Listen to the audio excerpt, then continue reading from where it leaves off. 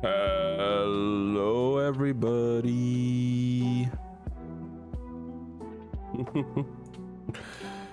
I guess my stream was lagging a little bit. We have a little bit of frame drops, but how's everyone doing? I hope it's better now. I don't know what would cause it because I have literally nothing else open.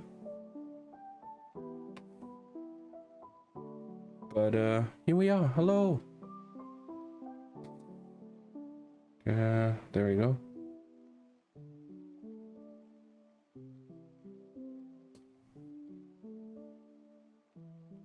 I hope it's better now. We'll see. So how's everybody doing? How's your guys' Sundays? How's your guys' weekend?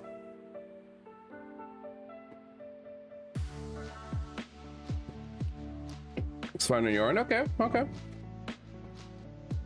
I do see we still have a little bit of frame loss, but it's not too bad.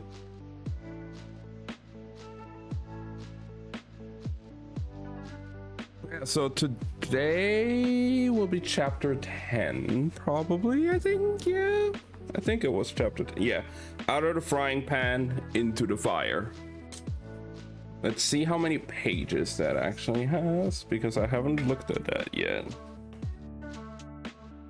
It starts at 471 and then goes all the way. Cut your hair? I cut my hair a while ago, Abby, yeah.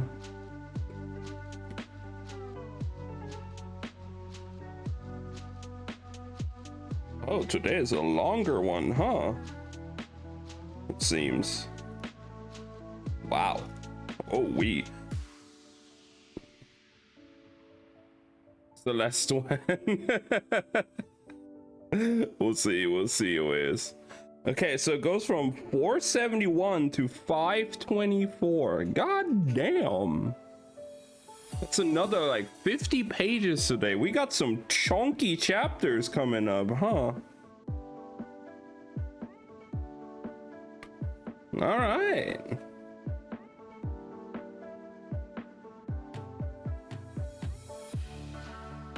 I will probably be doing Genshin today, though. I still have not done Skirk Story Quest or the big event, like the event where you get the free Sethos.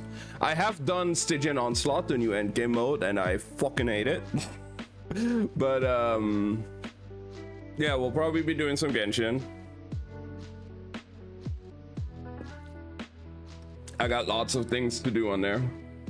You did max difficulty? Bro, I can't even beat 4.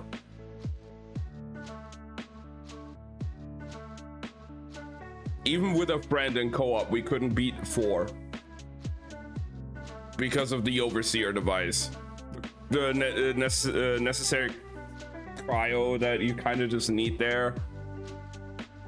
It feels like you kind of just need a Scorpio Skirk to even beat it. And none of us have my friend was trying it with, and I don't have either. So yeah, we can't even beat 4 because of the Overseer device.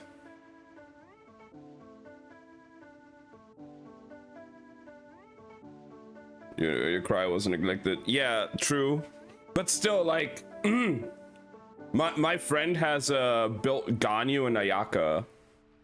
And even when we're doing, like, you know, I do Farina Neuvillette, he does like Sitlali, Ayaka or something. Nothing works. I was trying like Sitlali, Layla, Farina Neuvillette. The closest I've gotten was getting it down to a quarter HP. That's it.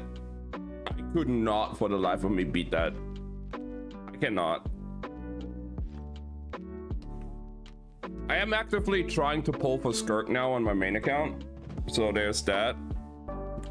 I've been trying, but I'm only at like 40 pity or 30 pity, so a getter is a different question. I do have her on my NA account now, though. Actually, I have been playing a little bit on my NA account recently, and I pulled Skirk there. Oh my god, it's so freaking warm in my room, man. It's unbearable.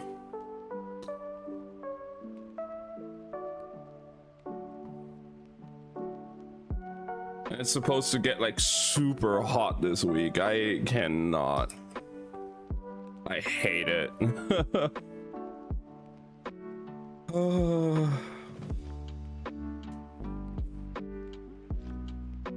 I'm excited I can actually play with people now. Yeah, I can't wait to play. But yeah, it's, oh my god. So yeah, I can't even get my the feathers, like the reroll feathers there. I did get the primo since I beat 3, but 4 is a fucking pain. And don't even get me started on getting 5 then. And even the ones above, like 6, 7, all that, where you get like the weapon skins, hell no, I'm not gonna do that. I cannot. A lot of people say that as well. It's like that event, or like that new end game, is just a very basically a whale check. What's the boss at 4? They're all the same. It's always the same. It's the Tulpa, like right now for this cycle. It's the Tulpa, the Lava Dragon, and the Overseer device. But from 4 onwards, you are not allowed to use dupe weapons and characters in your lineups. So if you have Bennett in team 1 for the Tulpa, you cannot have Bennett in team 2 or 3 anymore. In difficulty 3, you can mix match however the fuck you want. You can use the same character. You could literally do all 3 with the same characters if you so wish to. But from 4 onwards, you have to basically have 12 different characters built to run this. You cannot swap around your artifacts mid-run, and you cannot use the exact same weapon. So if you have like 1 R5 Favonius, and you're like, okay, I need it on Bennett first time, but then second team I would need it on somebody else, you cannot use the exact same. You could use a second Favonius weapon, like a second Favonius sword, but you cannot use the exact same Favonius sword on another character. And yeah, no, the restrictions are crazy. I have a good team for the Lava Dragon because I could just use my Emily Burning and I'm fine with that. For the Tulpa, I was using like a really scuffed over vape setup with like Fischl, Arlecchino, Shinobu, and I even forgot who the 4th one was. But I was doing like a really jank setup. Oh, Shilonen. I was doing like a really jank setup like that and barely beat it. But then for the Overseer device, I just don't have a good cryo. Like I could bring my Sitlali, but Sitlali alone is not enough. And I don't have another good cryo build that can fit in there that does damage as well. Because all my damage on that team comes just from Furina and Neuvillette, and that is just not enough. If I had a Scoffier, I could probably do it. With like a Scoffier, Sitlali, Furina, Neuvillette, I could probably do it. Or if I get Skirk, I could do it with Skirk. But right now, as it stands, I do not have a team for the 3rd fight. And I just cannot beat it. The Overseer device is just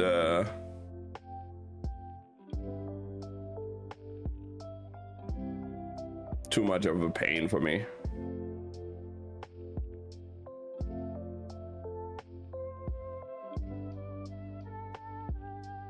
But yeah, I mean, I got the primos out of it, but I just cannot get the reroll feathers, and I don't even care about the skins.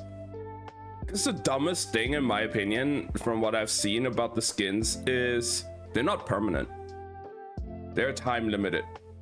Once like the cycle resets, you actually lose the skins and you have to do the mode again for either, like, I don't know if it's going to be the same skins or new skins every time, but yeah, you have to do it again. You don't keep those skins permanently once you beat it.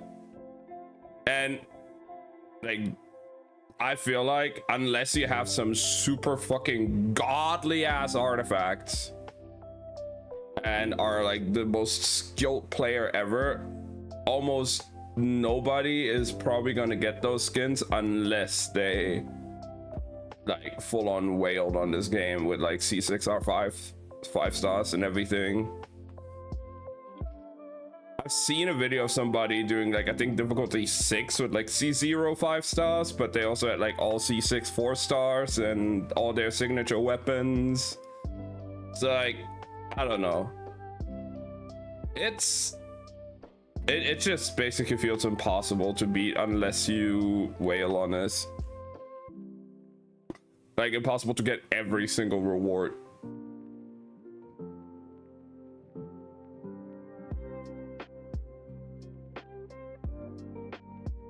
So I'm not fussing about it. I'm getting my primos and I'm out of there. Unless they switch around like the bosses on a new site, on like a different cycle, maybe I can get those. But the current boss lineup is just not possible for me.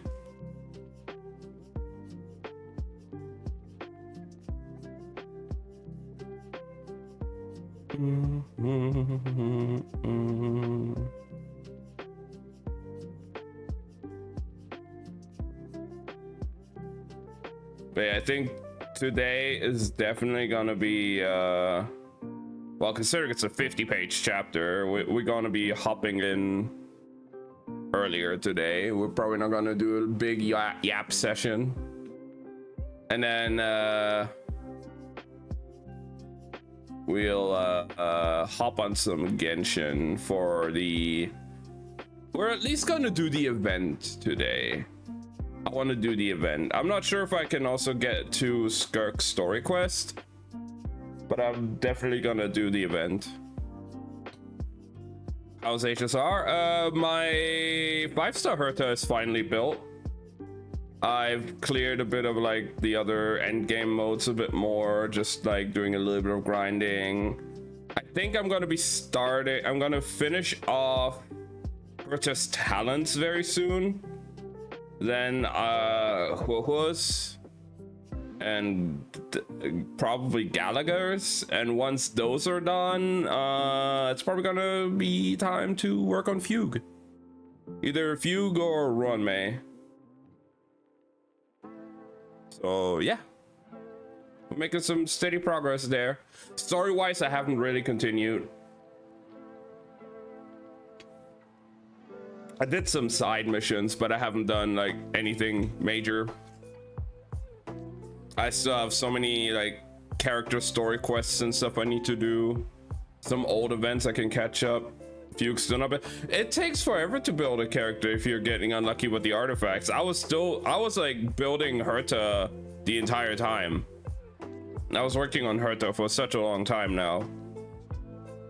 But she's finally done. She has like a 72 over 130 or something, or like 120. And yeah, Herta and Naxa goes fucking crazy together. My Herta actually does so much damage. It's very nice finally seeing that I can use her.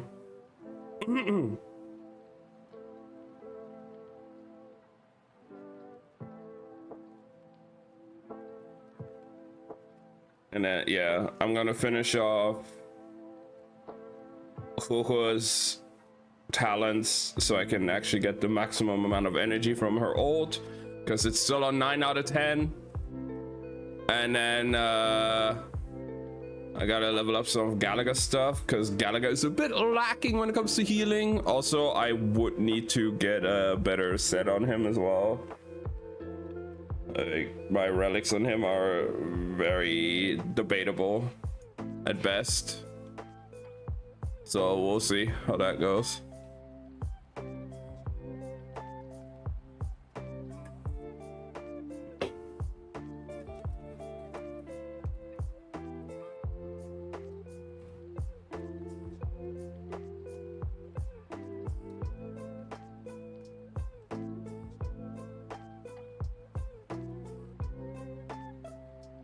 Mm.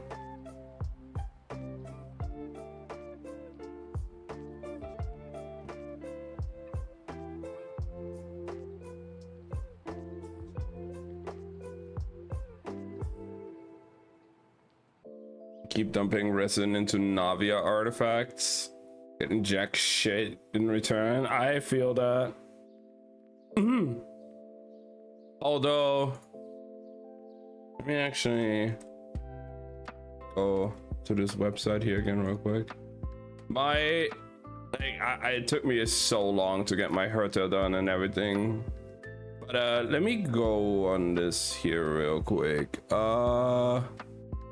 This is completely arbitrary and doesn't really reflect how like well built and like everything the characters are. But there's a website that also has basically like a leaderboard of your character in a specific kind of category, and it's just like taking in the artifacts and not like the full team. It takes like a default team that a lot of people use in that kind of category and kind of just like says like, oh, this is your character, like you're in the leaderboards relative to the other people in the same category. Apparently my Navia, now that I have her signature and everything, let me just show this here. There we go. My Navia, as you can see here, it says she's top 1%. With my current build, she's in the top 1% of all Navias, with her signature weapon around 130 ER. But it's using this team as a template. Navia Zhongli, Xiangling Bennett, which I'm using Navia Shilon and Xiangling Bennett.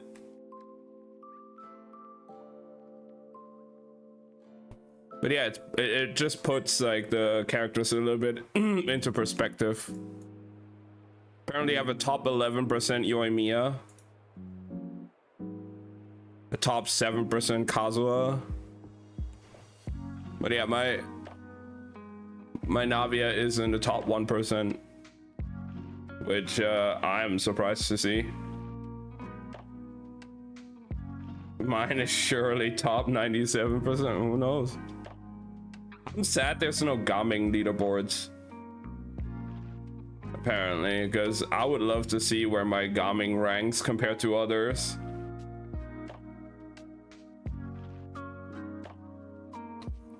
It doesn't have leaderboards for every character, sadly. If I just type in Gaming, yeah, there's no Gaming leaderboards here, sadly. Also no Candace, no Plunge Candace. Bad website. Bad website. I'd love to see where my Gaming would be, because my Gaming is pretty strong as well. But it's a neat little website to just have fun with. It's nothing like too serious. I don't take any of this as like at like face value or anything.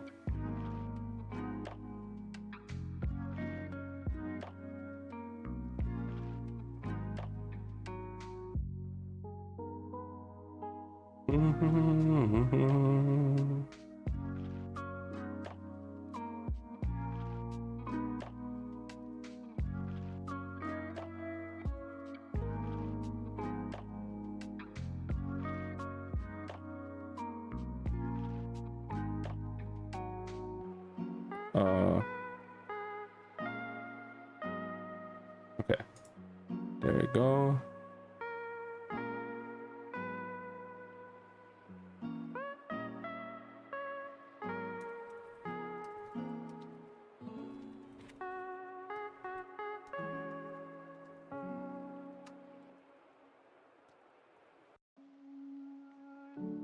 Hi, Crystal. I hope you're doing all right.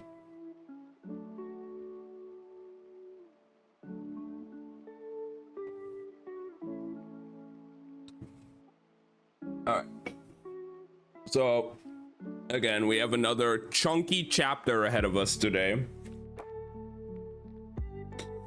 I'm very much looking forward to it. Another chunky 50 pages. And then Genshin. We are definitely hopping on Genshin today. But you know, let's keep the yapping a bit shorter today, I guess. Just so we can, so tired. Aww. You can have all the hugs and cuddles, Crystal. Come over here.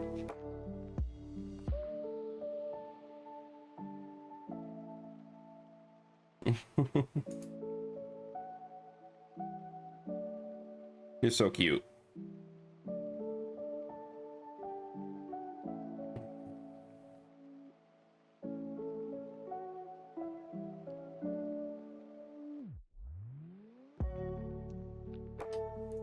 But yeah, chunky chapter, Genshin, all the fun stuff, dying in this heat, you know, all the great things combined today, guys. All the great things combined. Let me check my phone right now. Let's see what temperature it says it is right now. Keep in mind, guys, it is 11:30 p.m. here right now, right? It's dark. It's full on dark outside. And it says it's 22 Celsius right now, which would be, we go to Fahrenheit.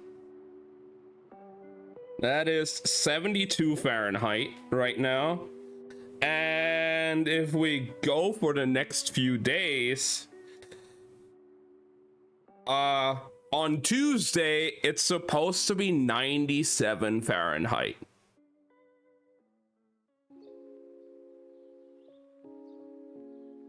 Or 36 Celsius.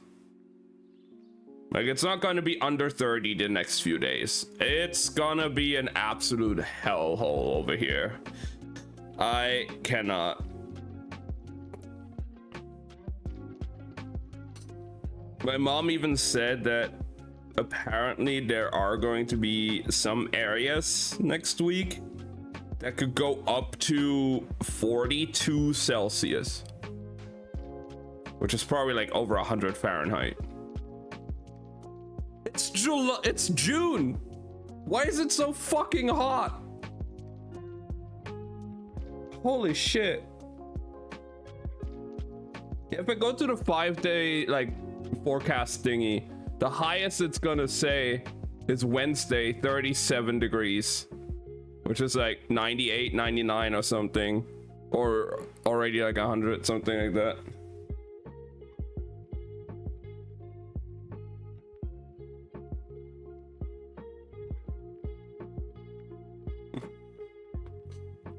Take care, Abby. I hope you're having a great rest of your day. So yeah, it sucks. Also, you know, I don't trust the other things that it says here, because right now, like I said, it's 22 Celsius. Real feel is 21, but it's 80% humidity. It's awful here right now. Warning for heat. Warning for heat in effect until Monday, 7 p.m. CEST. No fucking shit.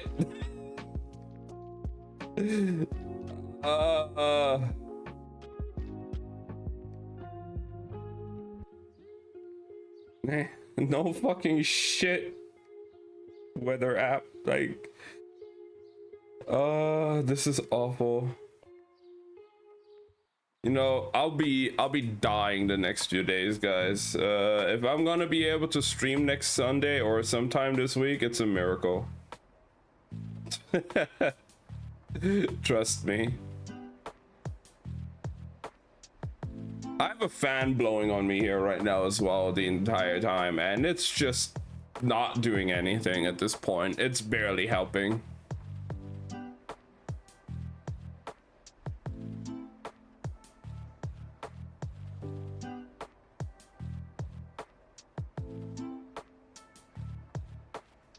Is AC expensive there? Not sure if it's really expensive, but it's just not really common. I'm not sure how much like a small like portable AC unit or something would be, but I don't know.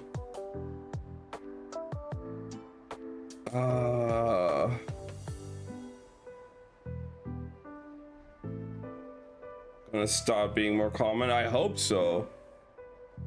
Because the thing is, European or like especially like Central European houses are built, but like still with like the climate from like centuries ago in mind, where it can get hot in the winter, but it's still pretty mild. It can go like to the maybe like high 20s, low 30s, something like that.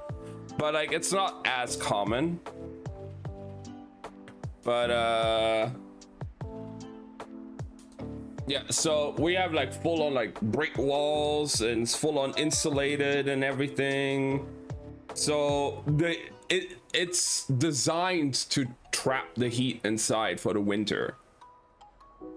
So yeah, it's not pleasant. Doesn't help like having my PC and my PlayStation running here and them heating up and everything's just heating up in the room. Like,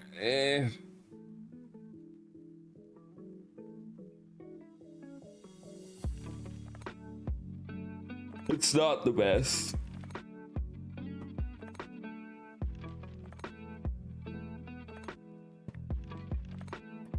I might have to look at some AC stuff. Like maybe I can get like a small AC unit or something, because this is terrible.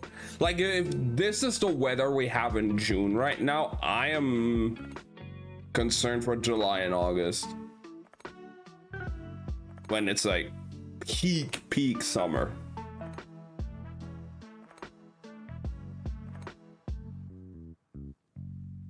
We're already almost hitting 40s now. I'm gonna die.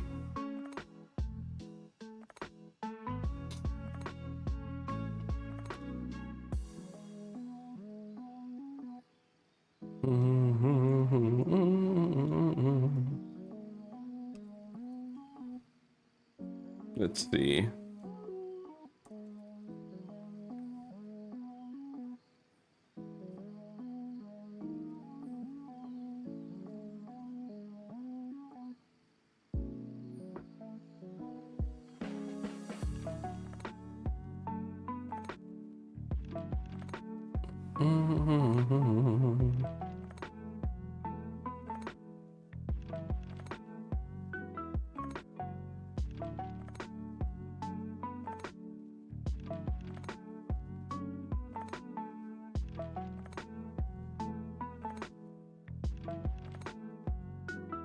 Drape it over your neck. That could probably help for sure.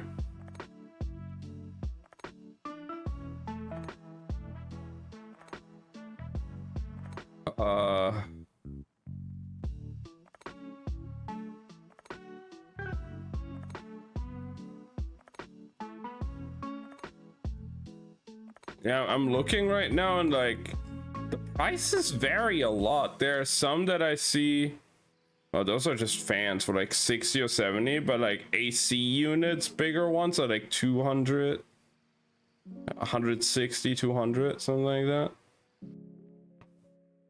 Like big, like mobile AC units are a bit more expensive. I see one here for like 72 now, but yeah. Probably not something I can just afford right now.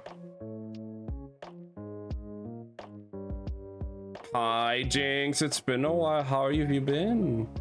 Hello, hello. Yeah, it's We're thinking of 500 or more. Damn. Yeah, I mean, those aren't like the big ones. Those are like small, like the just unit you can just like put in a corner of your room or something, but like, oh.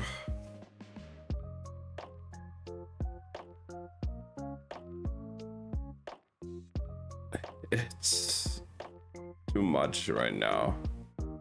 I cannot afford it. I wish I could. Yo, what about what about we put it on throne, guys? What about we put an AC unit on throne? I totally forgot that I have a throne, guys.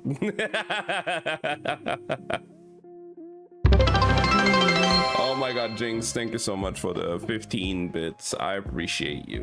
What the hell?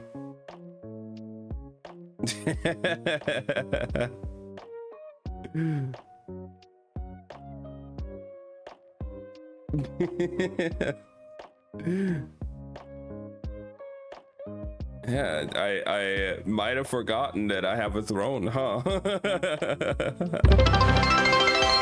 Oh wait, yes. What the hell? Thank you for the 1 bit. What is this? Why are we throwing bits now, huh? What are you guys doing? Hello?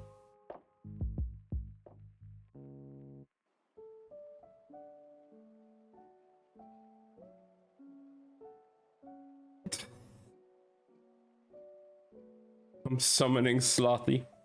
Show you my biddies? Oh, you can show them to me anytime.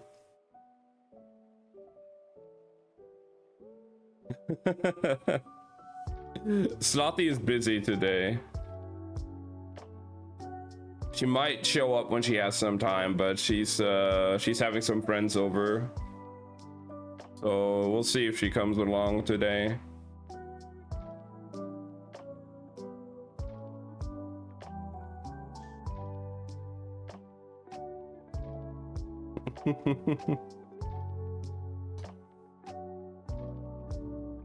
Yo, do we have air conditioners on throne? Oh shit, there is one for $150, guys. Or 170. Ooh, 300.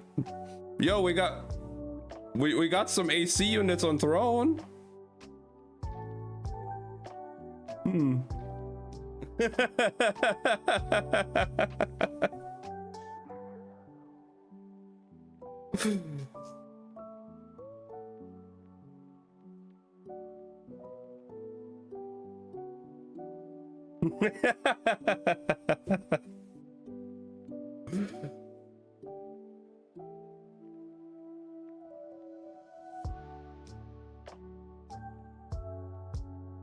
Let's keep the god. It's so hot today, Jinx. Or like this entire week, it's gonna be so hot. It's gonna be up to like over 100 Fahrenheit this week. Like Tuesday, Wednesday, it's gonna be like 100 Fahrenheit or more. It's gonna be hell with no AC or anything.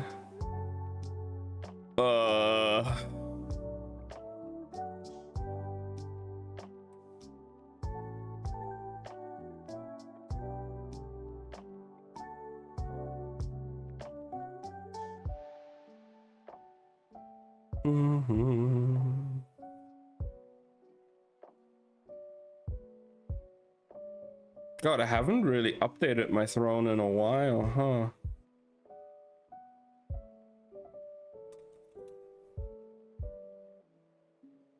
The refill 410 all week.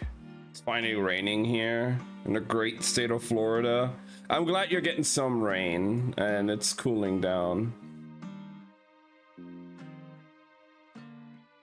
That's what you get for neglecting your cryo. Right.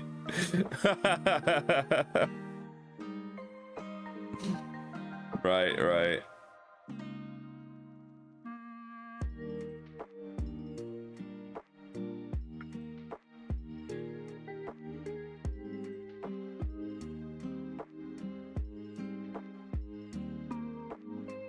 It's a cool thing to, yeah.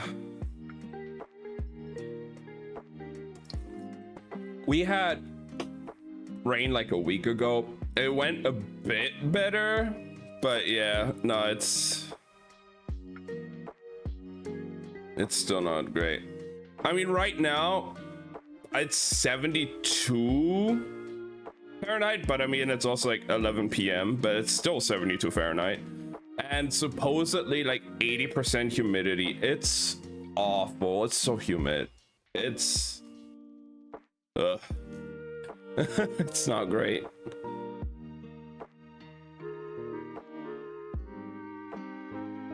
You know, I just typed in snacks on Throne to see, like, because, you know, you can buy some like snack boxes, or you guys could buy me like snack boxes and stuff like that and everything.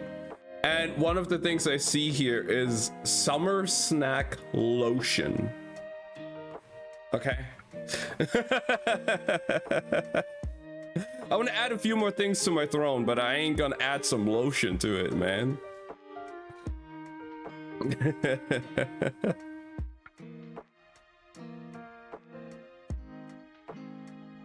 I'm good.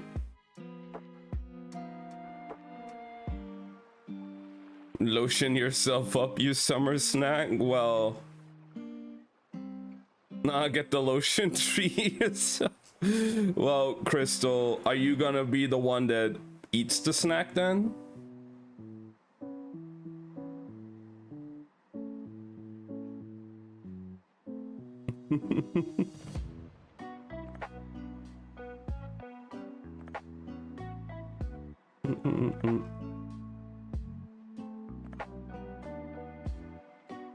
I mean, to be fair, not a lot has happened with my Throne. Like, there's only been one item bought on it ever so far, and we started it like half a year ago. Use a whole meal, damn. German snack box arrives on my doorstep. Yo, if I had the money, Crystal, I would send you some German snacks for sure, and Slothy as well. You'd both get like a snack box with like German snacks and stuff.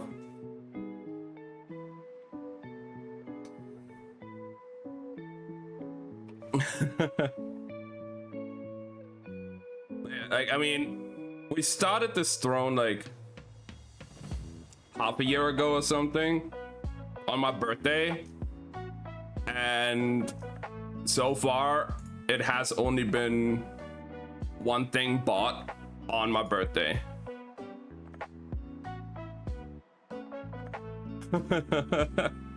I'm sure Crystal would love some German sausage, huh?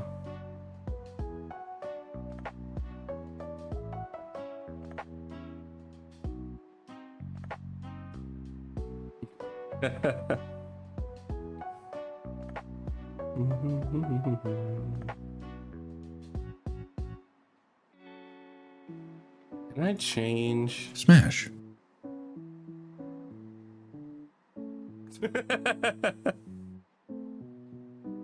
Is there any, you know what? We're gonna change.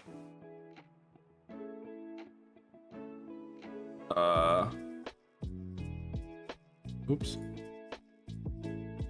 We're gonna change the stuff around on my Throne to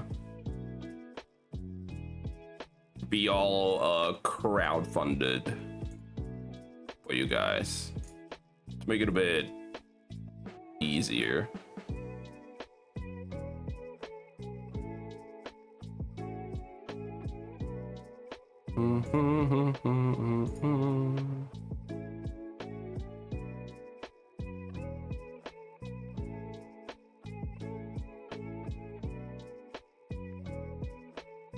And then I think I can move this. This one would be nice.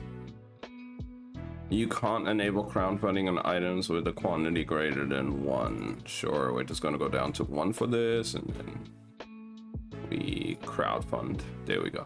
All right, everything is set to be crowdfunded now, so not one person has to bear the full price unless they want to.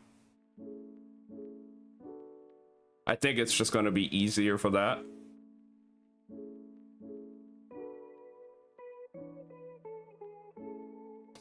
Mm-hmm.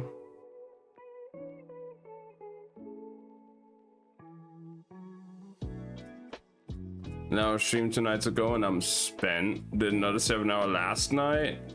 And we found on Call of Duty. Got chat banned last night in public voice chat. Oh my god. Jinx, what the hell did you do that you got chat banned on public voice, huh? But damn, that's some long ass streams you got there going. Damn.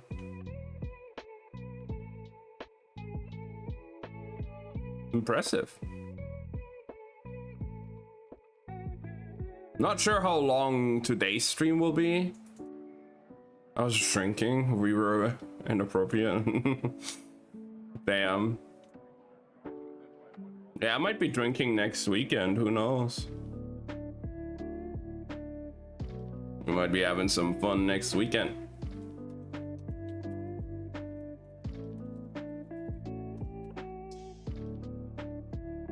We beat them at the game. They got mad. They banned me. Damn.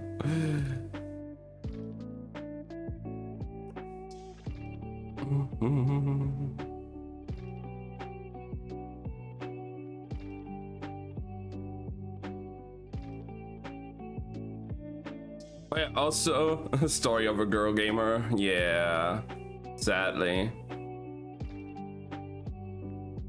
People just cannot accept that that women are good at games too. And they feel like their ego is hurt or something.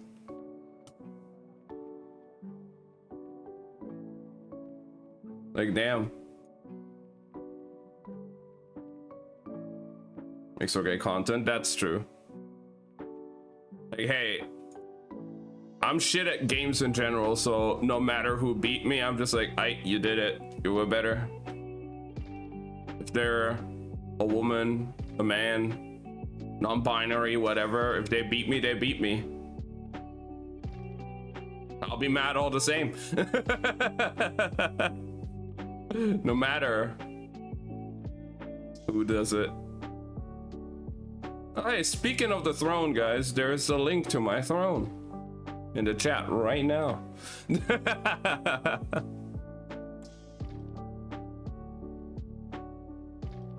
Never throw shade in and always support their victories against my COD squad. Yeah. Oh yeah, Lily would absolutely destroy me on Fortnite.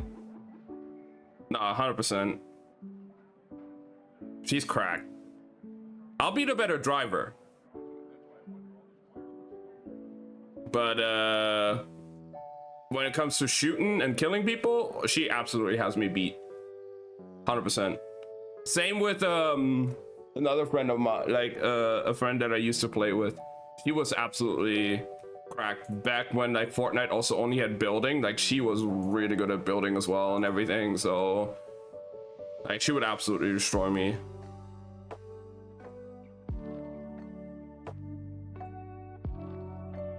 Yeah, I still gotta add more stuff to it, Jinx. I haven't really done much with it.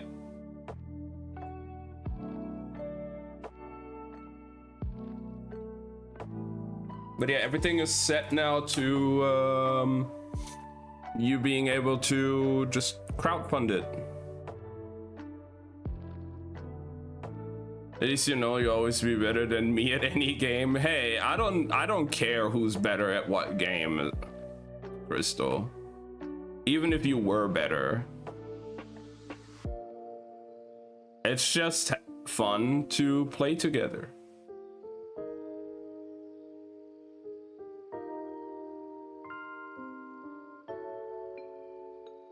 No matter what. Ooh.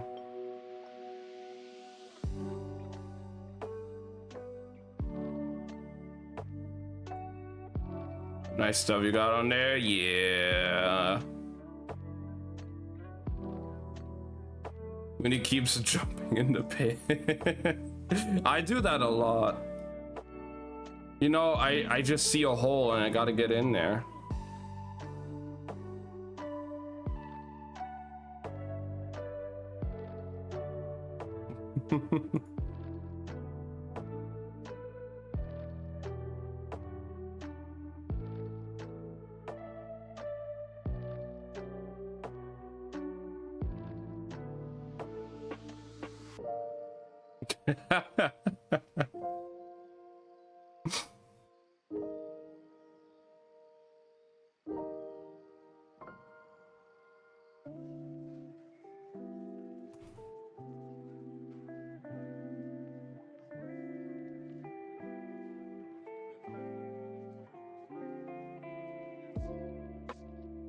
Oh, they got some Genshin cosplays here, huh?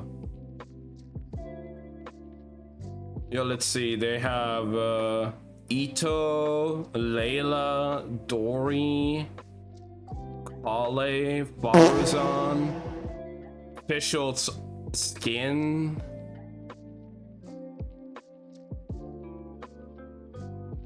God, imagine I'll get the Ito one.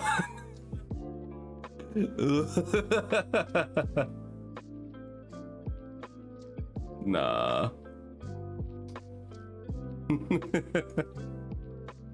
Right. I would not. Absolutely not.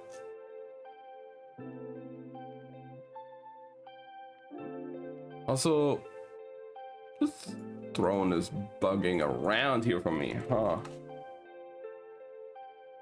I have over 4K. I'm a spam for a bit. Hey, you take your time. You do what you want to do. It's okay. The redeems are there for a reason. We haven't started with the book yet, so yippee! Let it all out.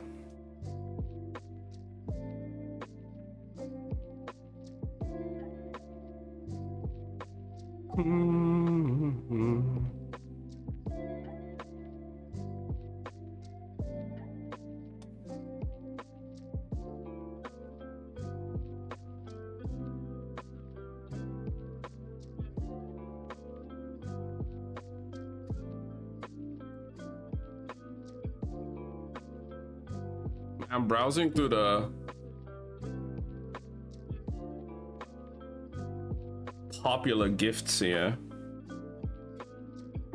I might hang here too much. Hey, you can almost afford VIP.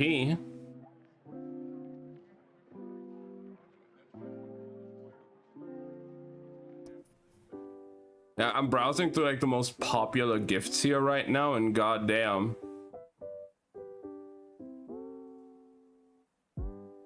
Yo, a mini fridge? Yo, that would be nice. Damn. Only 40 bucks for a mini fridge? Hello?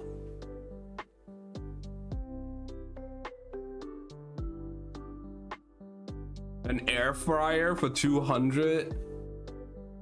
Okay. Yo, Monster Energy? A Nintendo Switch?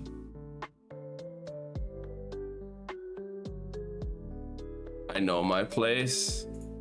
Oh, do you now? I'm glad you know.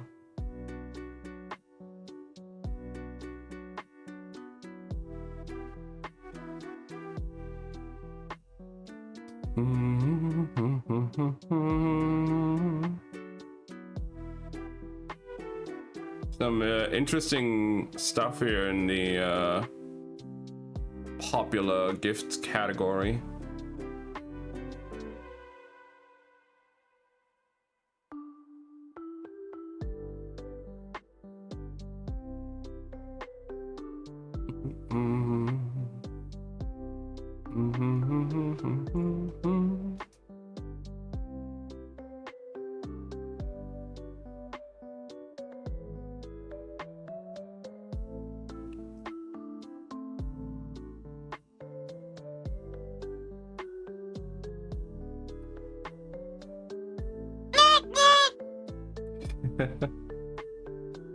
Let's see what they have in store here.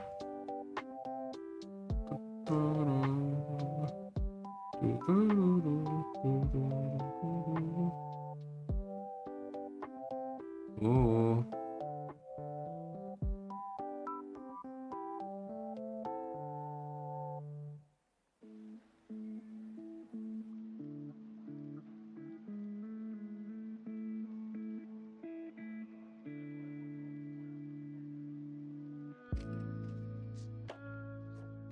Okay, that looks good, but damn. Pricey. Pricey.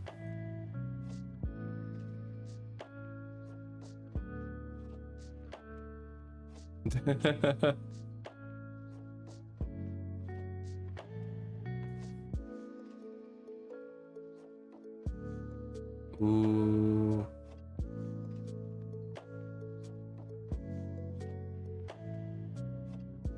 Yeah, Nintendo Switch Joy-Cons. Bro, I barely use mine. I'm not using my Joy-Cons that I have because they're special edition ones and I don't want to break them. So I literally never use them. I just have a cheap knockoff controller that I used to play my Switch with, and that's it.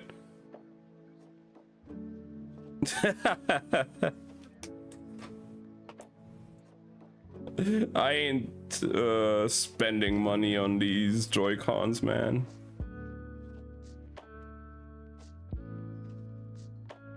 God damn.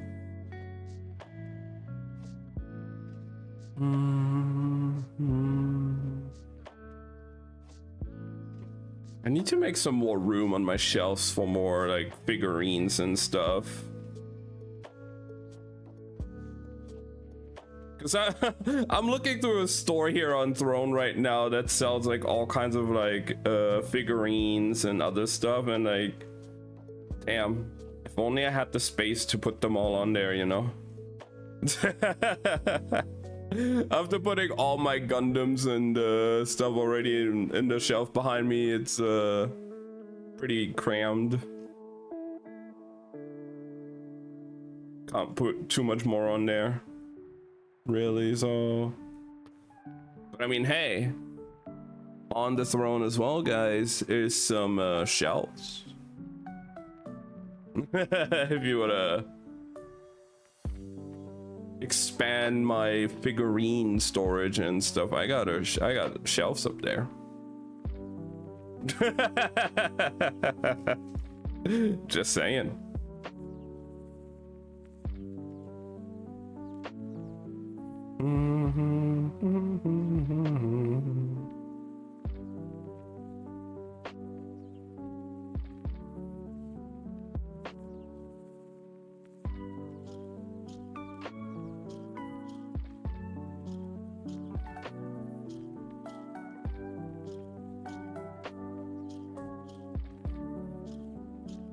Damn, their prices vary a lot.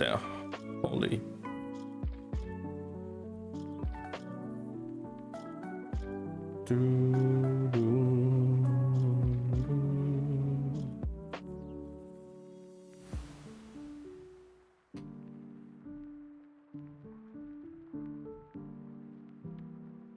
It's like some figurines are like 20 or 30, and then you have some for like 100, 200. Luna from Helluva Boss, let's go.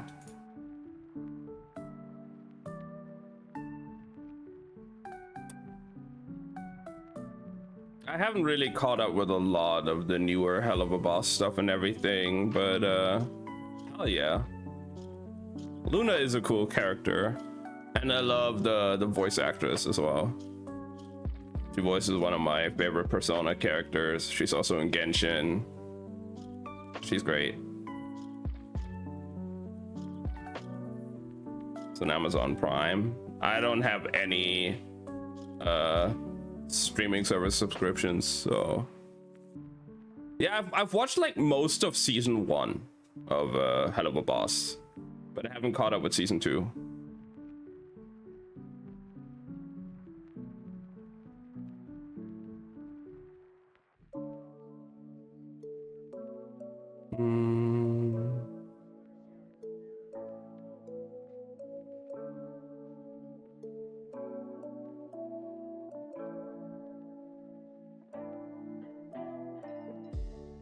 Ooh.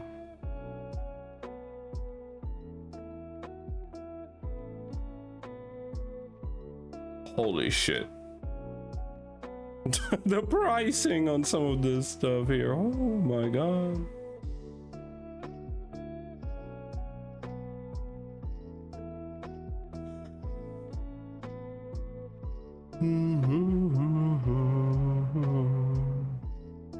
Aaron Rodgers, the voice of Blitz, is my favorite person. Great casting choice. He definitely fits the character. His voice is great. For sure.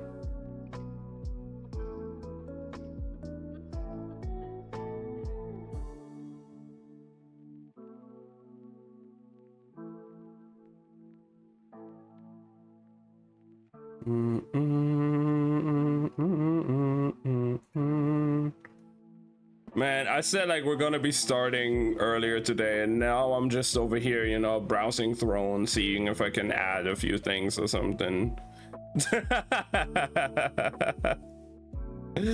Well.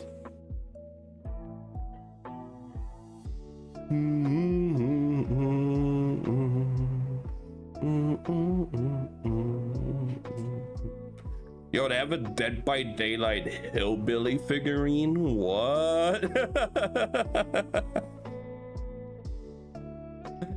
Yo, that's crazy.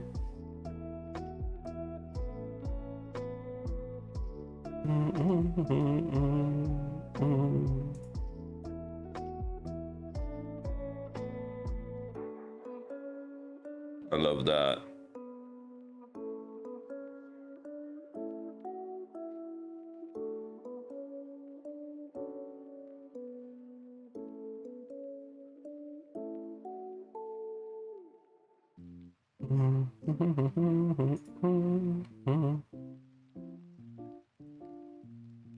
Come on.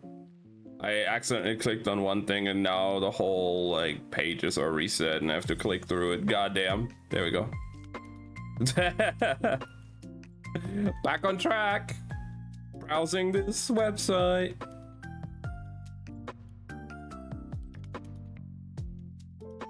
So far though, I don't know. I don't want to add like really expensive stuff on there. So I'm trying to look for some like reasonably priced stuff.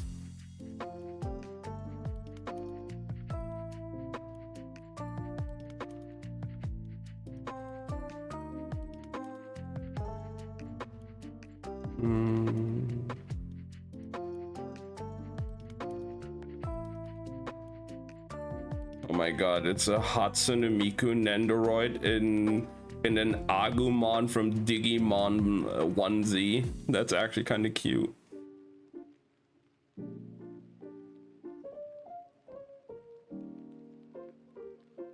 Ooh, Malzeno from Monsanto Rise.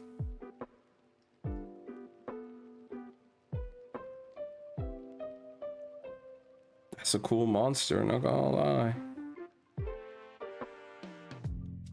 There's 67 versions of Miku and androids, yeah. There's a lot for sure.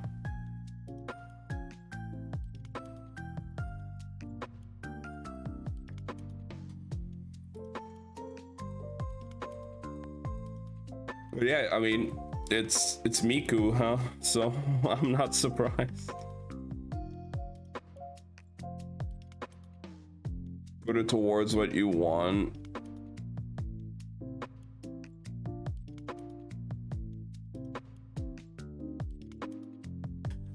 I haven't set up like the whole thing that you can just like donate money to me, but I made all of the items on my throne now crowdfunding, so you don't have like one person doesn't have to spend the whole price for the item, so everybody can like contribute to it, and once the price the price is reached, then it will be sent over to me.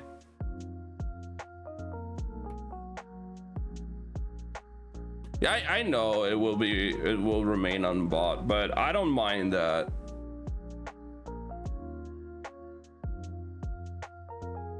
Lily would make a good android. She would.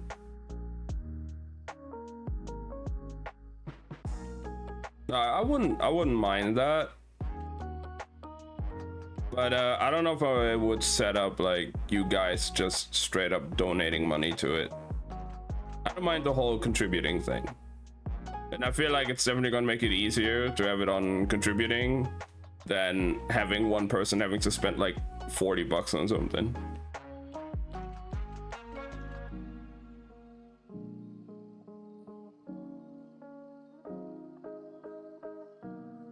I think there is a way I could do that if I would set up that you can donate to me on Throne, like just give me the money straight, but I don't really want to do that.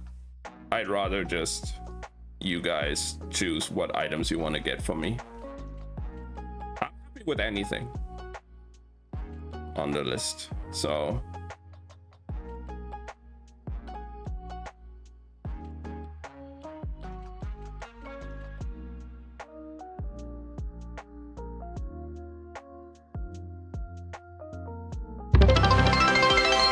oh my god. 25 bits. Jinx, what the hell? You crazy?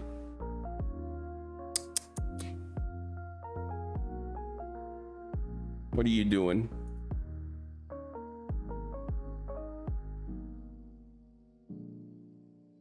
I am. Oh hey, I could put Diablo 4 for PS5 on there.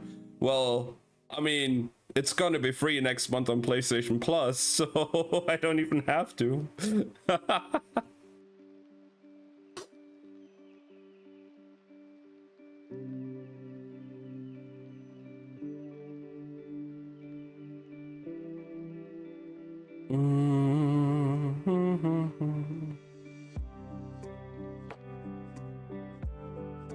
Chat ban for being awesome. You are awesome.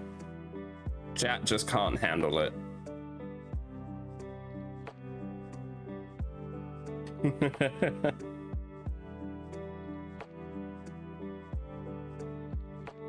Yeah, chat just can't handle it.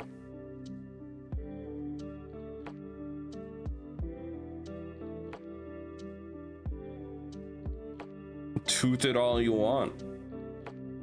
Be my guest.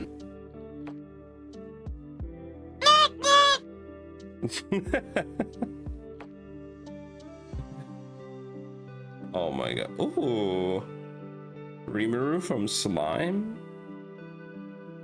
I do like the Slime anime, Slime Isekai. It's a pretty good anime.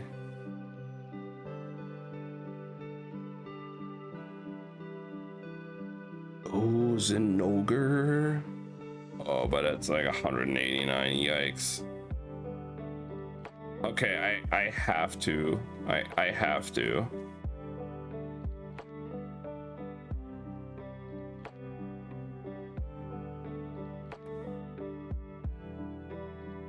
There we go. We're adding a Bocchi the Rock Nendoroid because I love Bocchi. Oh, that reminds me. I have to look it up. Do they? Of course they have free rent stuff here. I have to add some free rent stuff, right? Holy shit! What?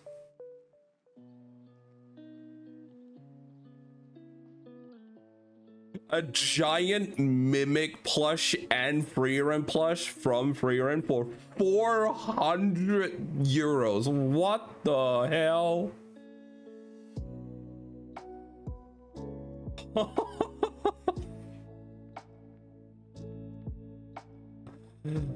Damn.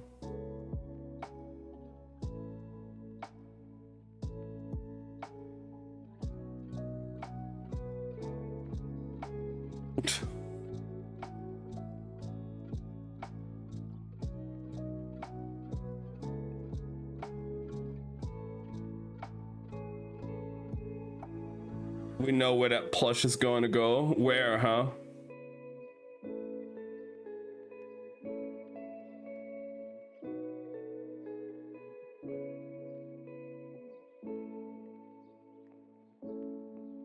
$2,000. Crank it up. I'm good. I'm good. Oh, there's a keychain of Freyren being stuck in the Mimic.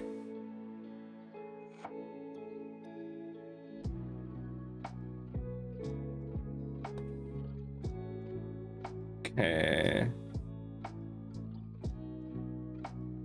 Brand new crowdfunding. Oh, we're adding a we're adding a bunch of free rent stuff here right now. I'm sorry.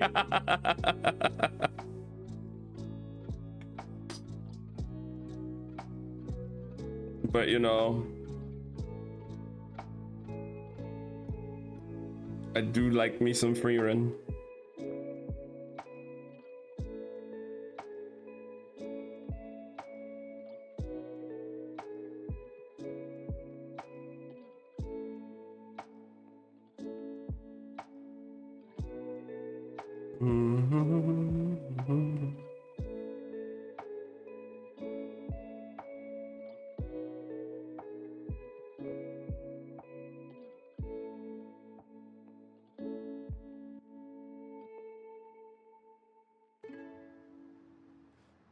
Oh, that enamel pin is cute.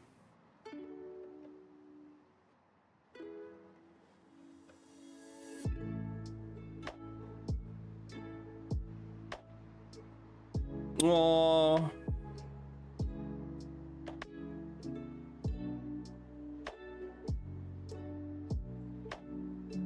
Go try to bed and then get to streaming. Hey, no worries, Jinx. I appreciate you stopping by. Have a nice stream, and I'll see you later.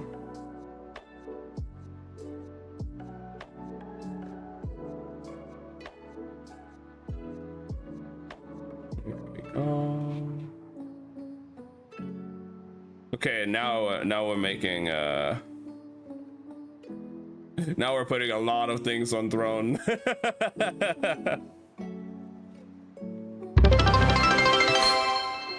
Jinx, stop it. 32 bits again. What the hell? Girl. Take care. Goddamn.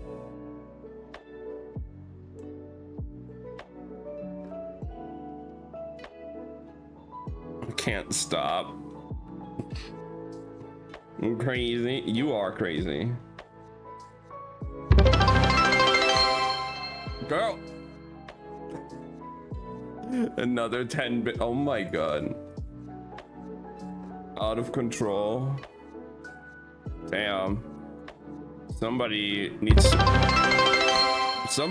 to stop you. Jinx. What the hell?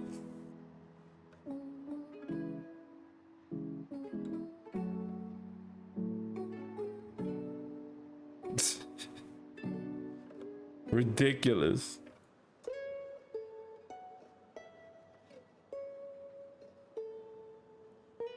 Ridiculous.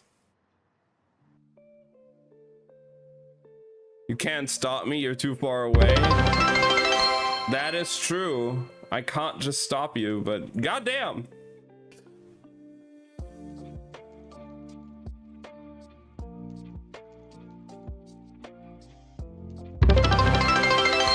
Oh my god.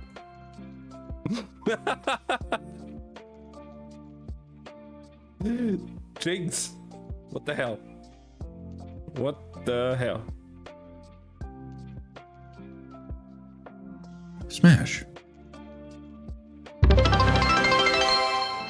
Crystal, not you too now. 100 bits. Thank you, but what the hell? What are you guys doing?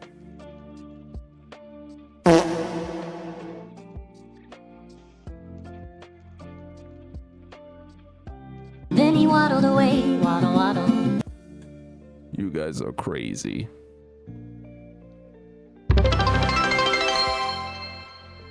Jinx. Stop it. Thank you for the 10 again, though, but stop it. Oh my.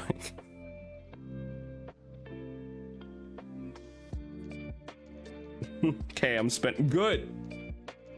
Crazy or fun? What about crazy fun, huh? Take care, Jings. I appreciate you. But goddamn, you guys need to calm down here, huh?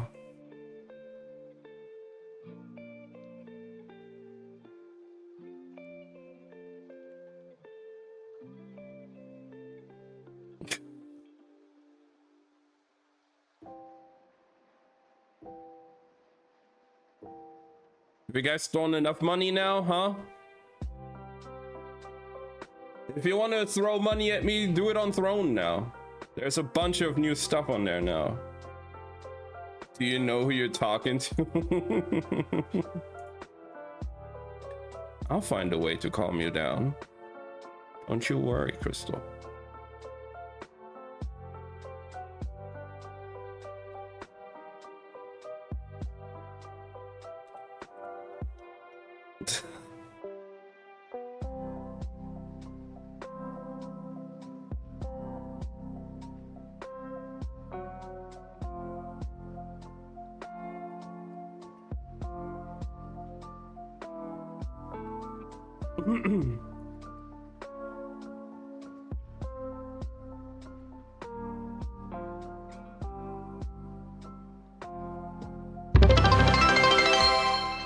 That way is... What the fuck?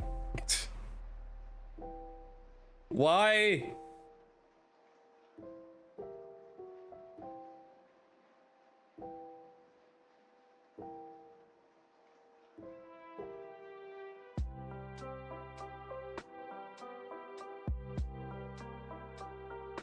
What the fuck? Stop it.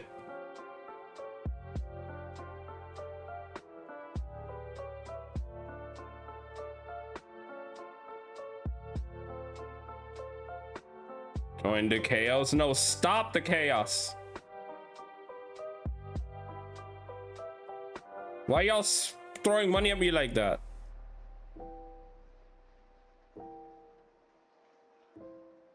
Why you despised by 2 bits? I don't. But you guys need to calm down.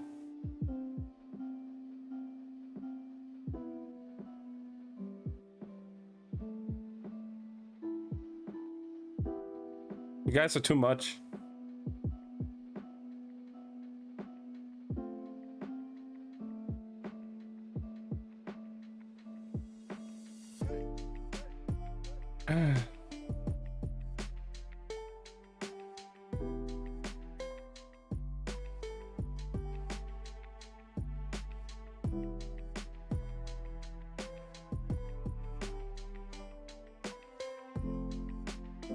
Just like, are you really?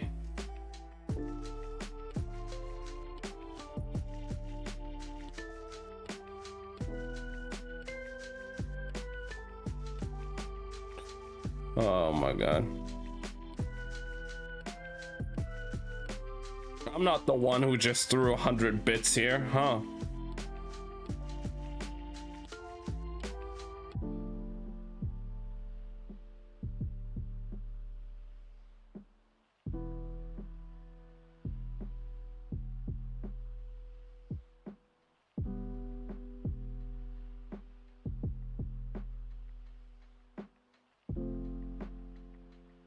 So calm, so cool. Eating a popsicle. Man, I would love some ice cream or something right now. Something to cool me down.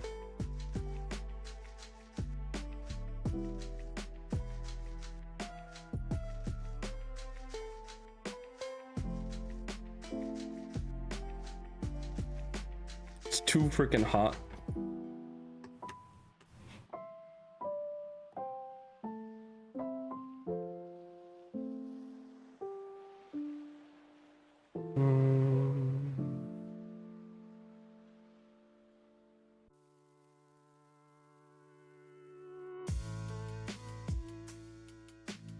Damn, I'm looking at the top 10 of all time, like, people that gave bits. Crystal, you gotta, Crystal, you gotta step up if you want to be in the top 10, huh?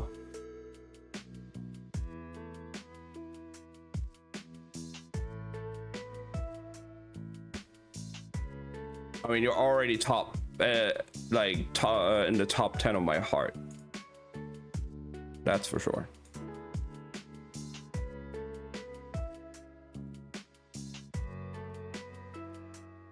Pfizer Ice.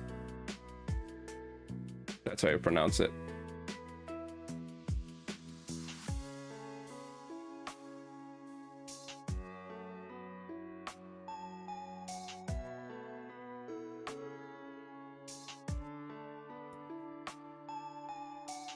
It's 2 words basically, Speise and Ice.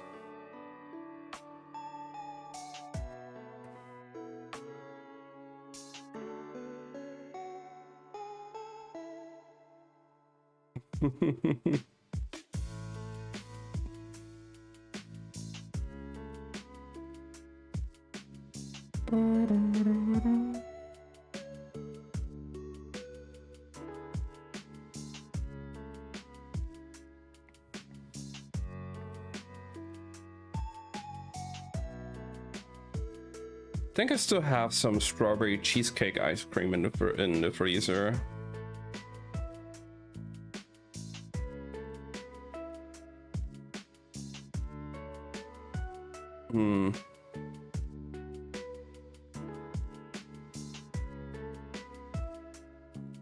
It's already broken space bars on the keyboards, right?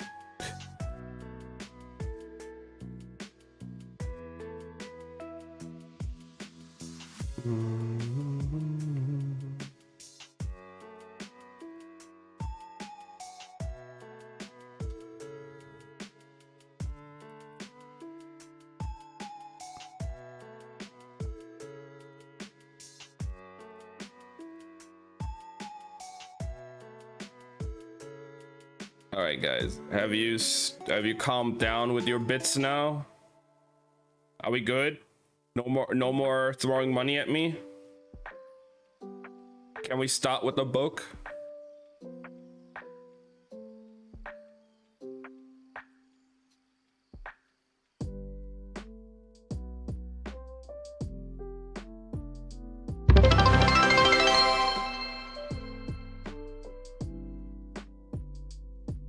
Crystal.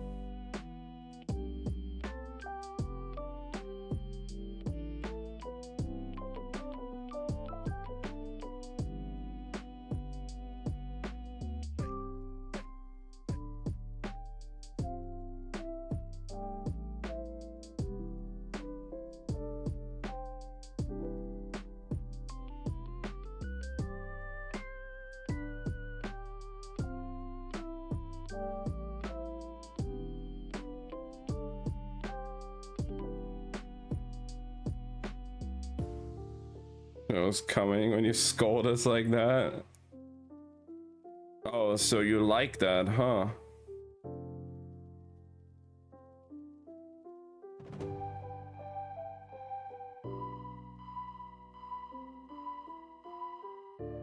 Is that what I'm hearing?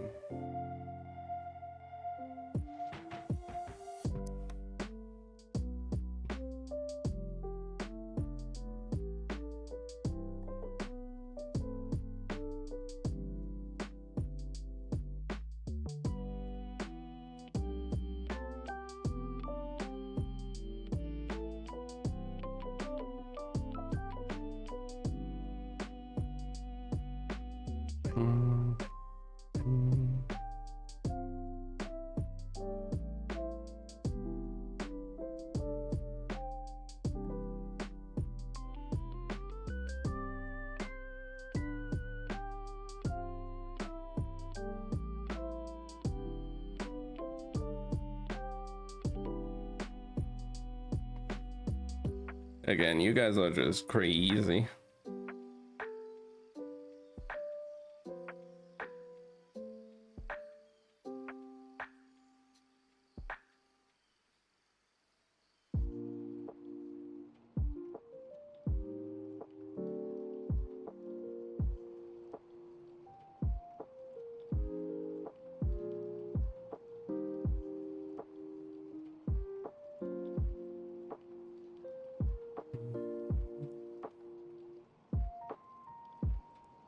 And now we ended up again with like an hour of yapping without even like wanting to.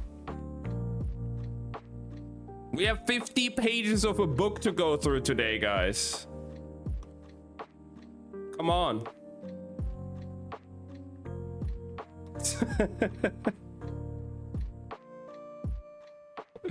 Unless you don't want me to read today.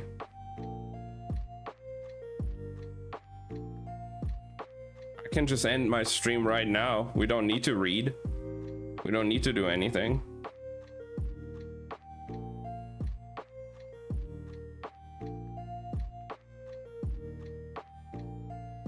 Is that what you guys want?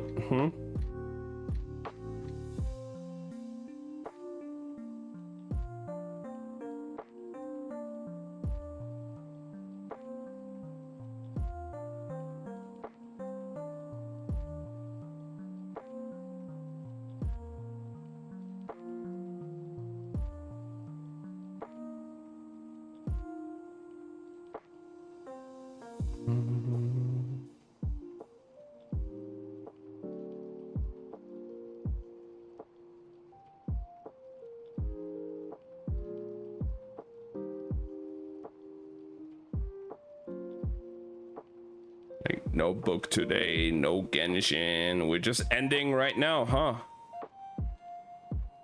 Sounds good, right? It's too hot to do anything anyway, right?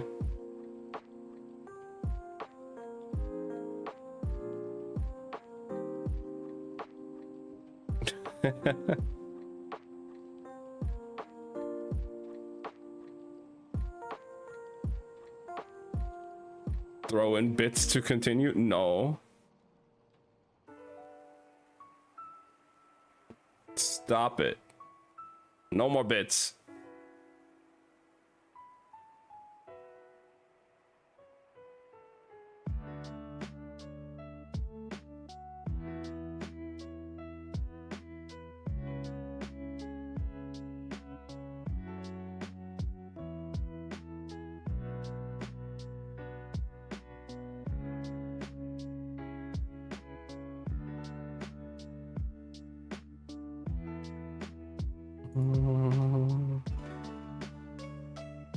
Again, guys, if you want to spend money, we've just added a bunch of things to Throne.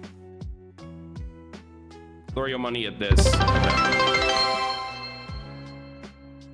It's some 4 level misdirection. Oh my god.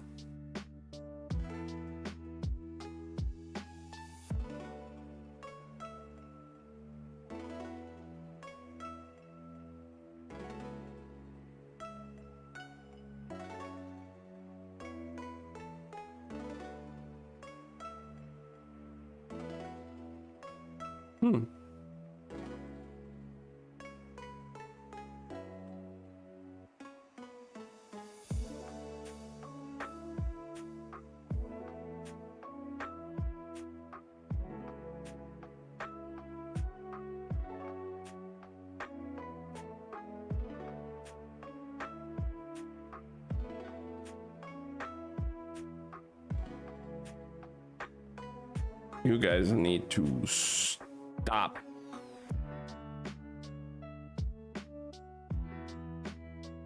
That's what you gotta do. You guys need to stop.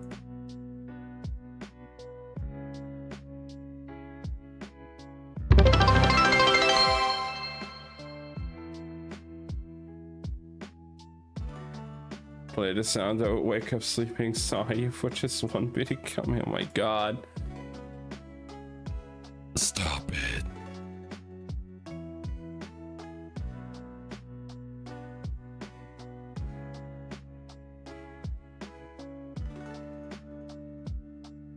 What the fuck are you doing?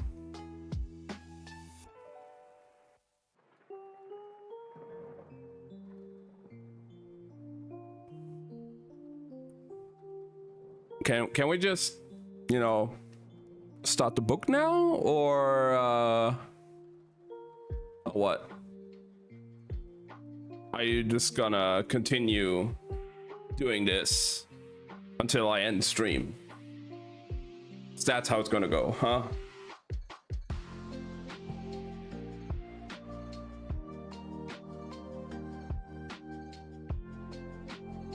Who's stopping you? Well, some people in the chat here right now interrupting me if I would start reading, if they would throw bits. So some people might need to stop so I can actually do it.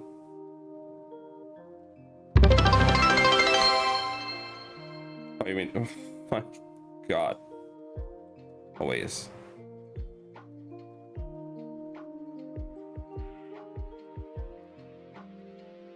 Boy. Boy.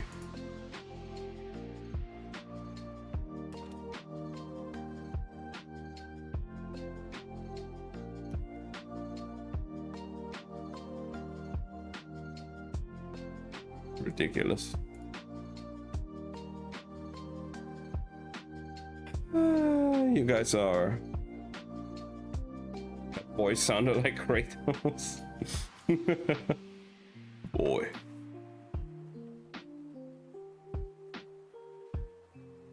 You know, when I was doing my 24-hour birthday stream while I was playing God of War Ragnarok, at around like the 22-hour mark, I was like dead as hell. And then somebody came into the stream. The name, like, I think their name was like something God of War related even. And they just asked me if I could give them my best boy impression. And like I said, I was tired at that point.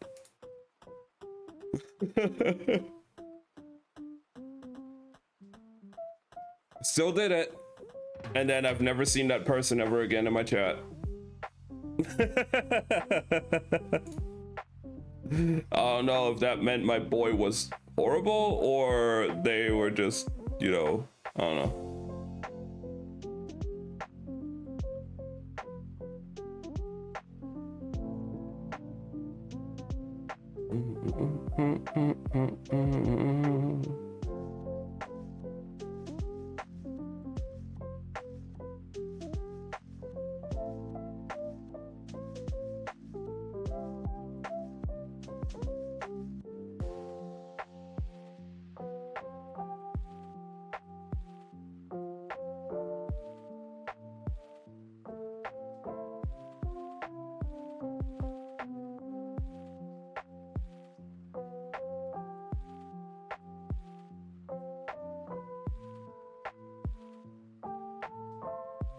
All right.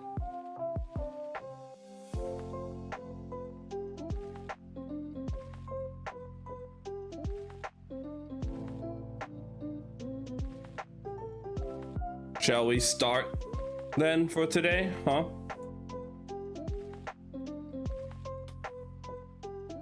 At chapter 10. Hydrate. All right. I got you, Crystal.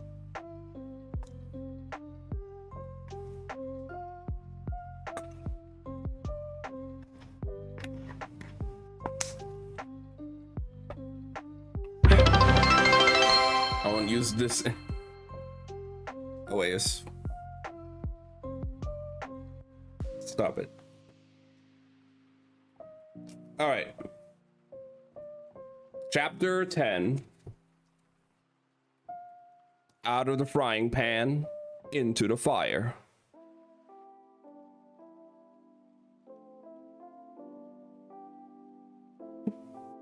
We're starting in Grey London. All right. Gotta put my desk light a bit closer here. All right, then. Oh, yeah. Dead people didn't hurt this much. That's how Tess knew she was alive. The tavern was dark, the candles all burned out, but the weak dawn light leaked between the shutters, tracing the room in shades of gray instead of black. I need to position my fan differently or something, I don't know. He was no longer on a table in the center of the unfamiliar room, but on a makeshift pallet made from a cushion and a couple benches pushed against the wall. Tess ached from her fingertips to the place she'd been stabbed and far deeper in the center of her chest, like her heart had worked too hard, pumping all that blood only to lose it. When she tries to sit up, she felt the pull of stitches down one side, the tender skin drawn taut against the thread. She hissed through her teeth, then eased herself up, closing her eyes against the dizziness until it passed. Tess tucked up her shirt, which was no longer her own, but a fresh one, and judging by the length of the sleeves and the way the hem skimmed her thighs, it belonged to the man who'd found her, and studied the wound over her hip. The blade had gone in straight but deep, and must have missed the important parts, but it would definitely leave a scar. Nero was always telling her that scars were sexy, usually right after he came in with a split brow or a fresh scrape. But Tess thought of Callan's ruined face and grimaced. Her curls were loose, falling in her face, but when she tried to pull them back, the movement tugged the stitches and sent a fresh stab of pain through her side. So she left the wild mass and padded over to the counter, where the contents of her coat had been laid out. A stack of coins and the doormaker and Varese. Only the owl wasn't there. Panic fluttered through her until she turned and saw the dead bird sitting on the table in front of the man who'd saved her. He sat slumped forward in a chair, his head resting on his folded arms, and the little owl at his elbow. Tess took a cautious step forward. Ned Tuttle, that's what the woman had called him. That was a weird name, but then this was a weird place. The farthest world, the one whose magic had been lost. That's what she'd been told, and yet here it was, curling quietly around the shoulders of a skinny, sleeping man. The thread wasn't bright. It emitted only a soft, golden glow, but it was there. Stranger still, it wasn't the same thread that had led her here. To this oddly familiar tavern and its proprietor. The one she'd seen in the dark had held no color, only a hollow black and white glow. The barmaid had had no magic, so it wasn't hers, but Tess was certain the thread had come from here. Her gaze drifted, searching the tavern. There was the front door as well as a set of narrow stairs that led up, perhaps to rooms overhead. There was a third, one that didn't lead out onto the street, and Tess padded toward it, tried the handle, locked. Back home, she could have simply pulled the threads inside the bolt to free it, but she wasn't home, and things didn't work by magic here. They were stubborn and solid, and it was maddening. Her hand fell from the knob just as something twitched between the wood and surrounding walls. A thread, black and white, emitting that impossible glow, just like the one she'd seen the night before. Now that Tess wasn't bleeding to death, the sight of it tickled her memory. She'd seen its like before, that lightless shine that seemed to eat itself. It reminded her of the shadow that clung to the cabinet in her father's shop, the one that held the relics of Black London. Even if it wasn't, she knew better than to handle things she didn't understand. She retreated from the floating strand, when suddenly it reached for her.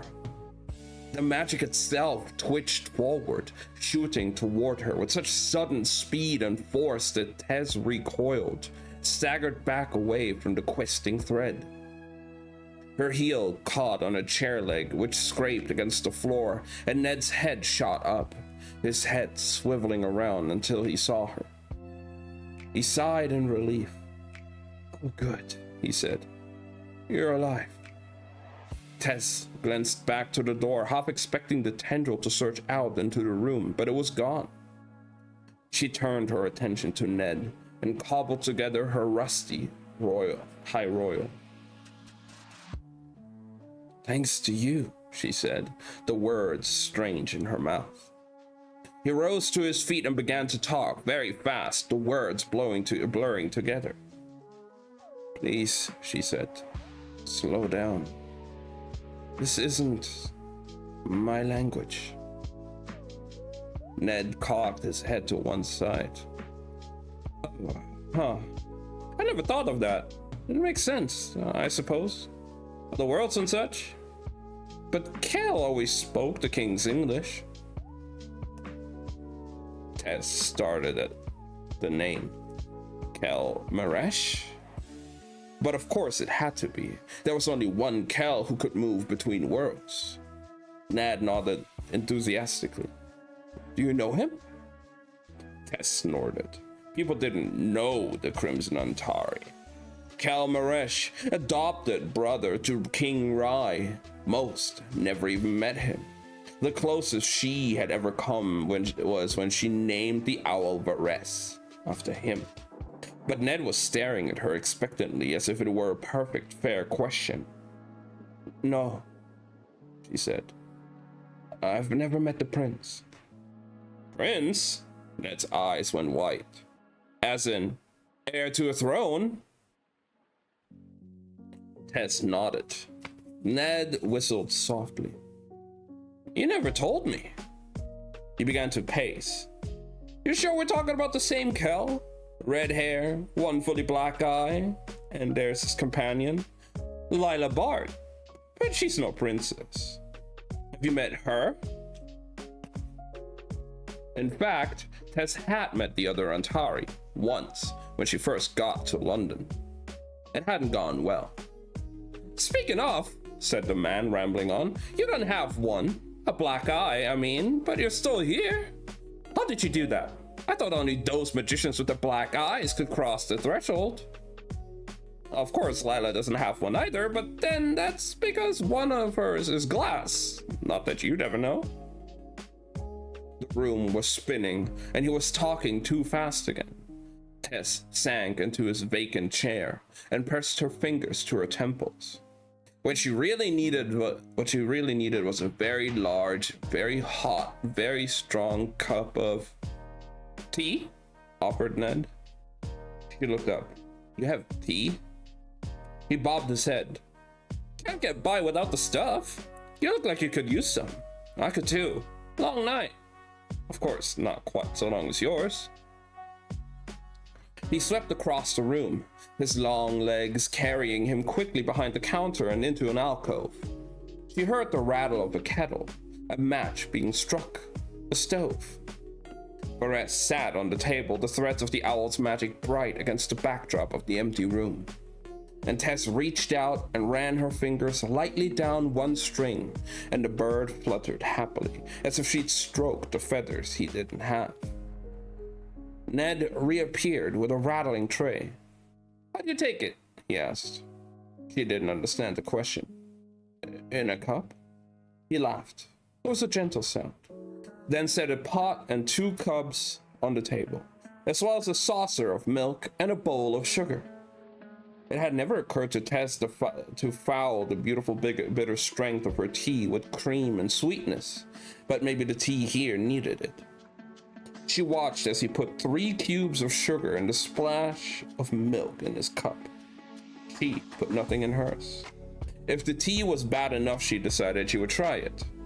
But the tea wasn't bad enough. It wasn't bad at all. It was different, of course. Different, but just as strong as she liked it. It was nice to know that worlds might change, but this, at least, was constant. She wrapped her fingers around the steaming cup and drank. And for the first time since she'd fixed the doormaker and stepped into another world, and killers had come and threatened to cut off her hands, and her shop was destroyed, and she was stabbed and forced to flee into another world, Tess felt her eyes burn with tears. A few dripped to the table before she scrubbed them away. Ned pretended not to notice. She was grateful for that. He nudged a small plate toward her. On it, a stack of pale discs, a little bigger than coins. Biscuits, he explained.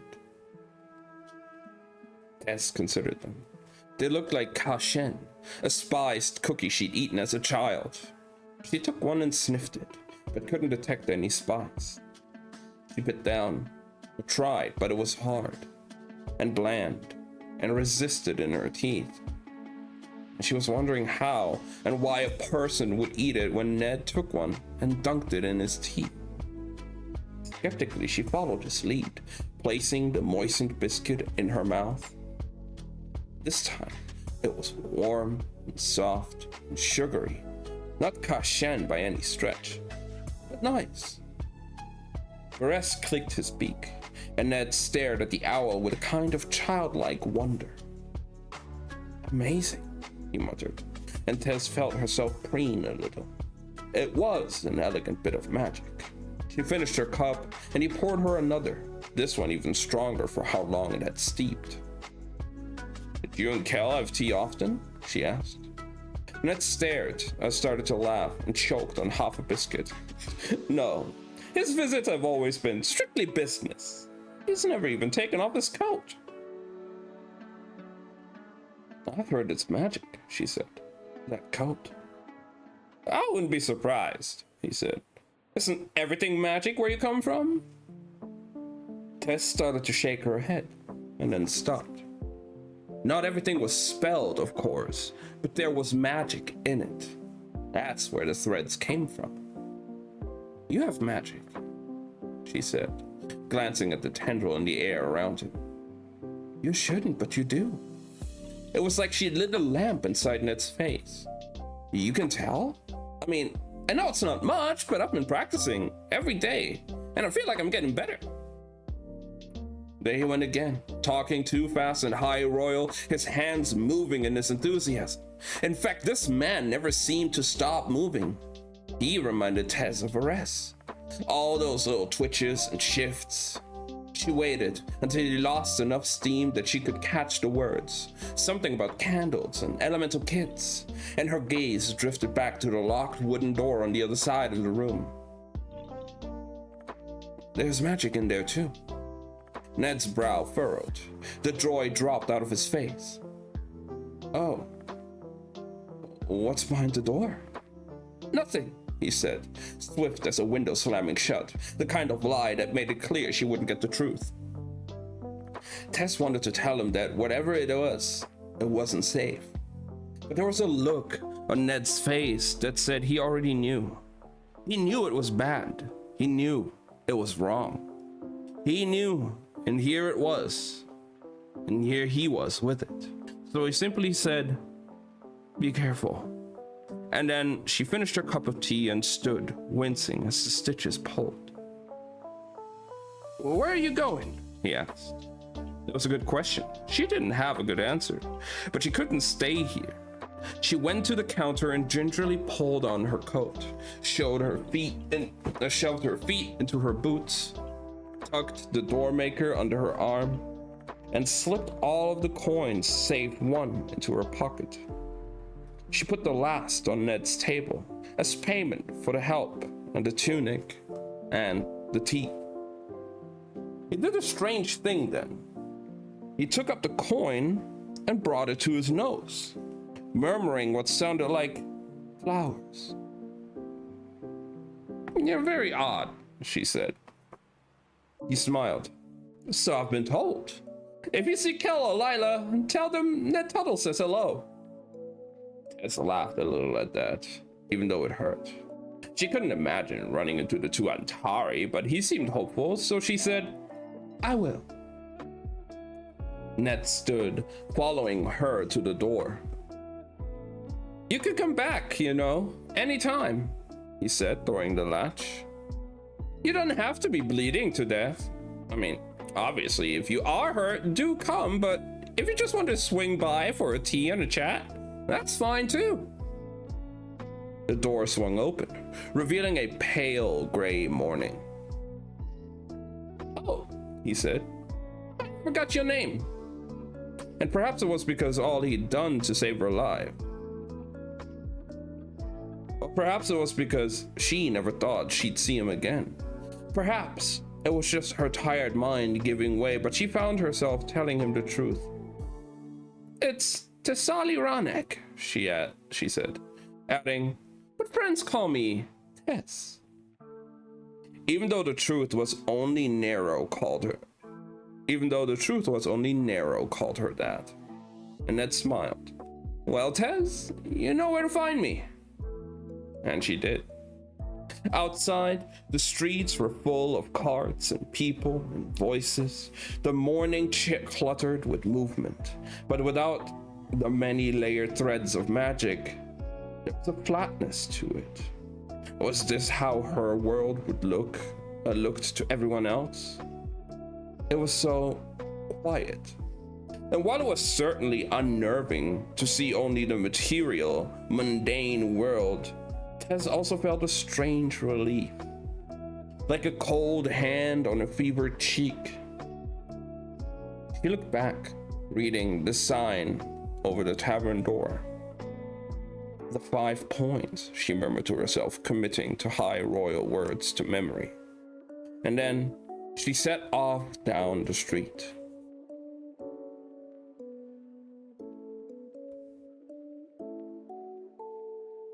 Part 2.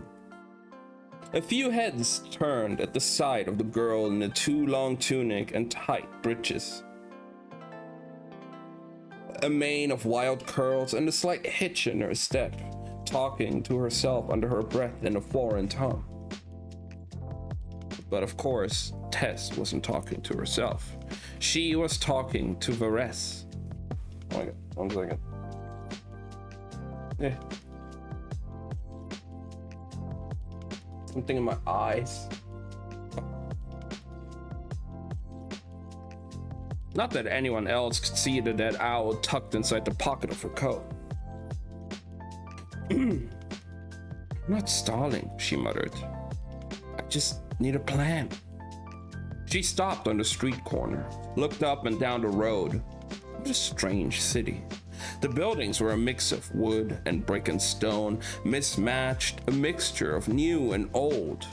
They ranged from narrow houses squeezed in like sandwich meat between hefty chunks of bread, to vaulting structures with pointed peaks. She wondered how they did it. Built all this without a drop of magic.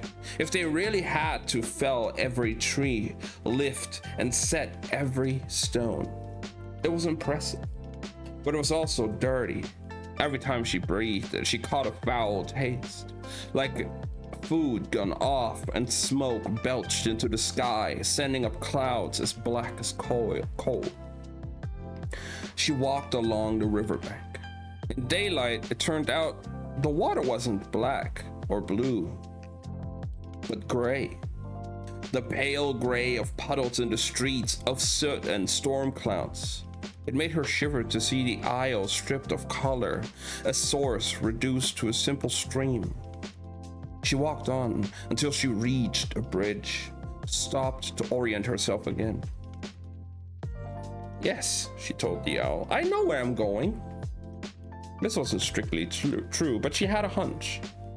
It wasn't just she'd heard that the other cities called London. The river, though it lacked its crimson glow, seemed to occupy the same space, and though the buildings and bridges were all different, the city had the same rough shape, as if the same bones were there, just inside a different body.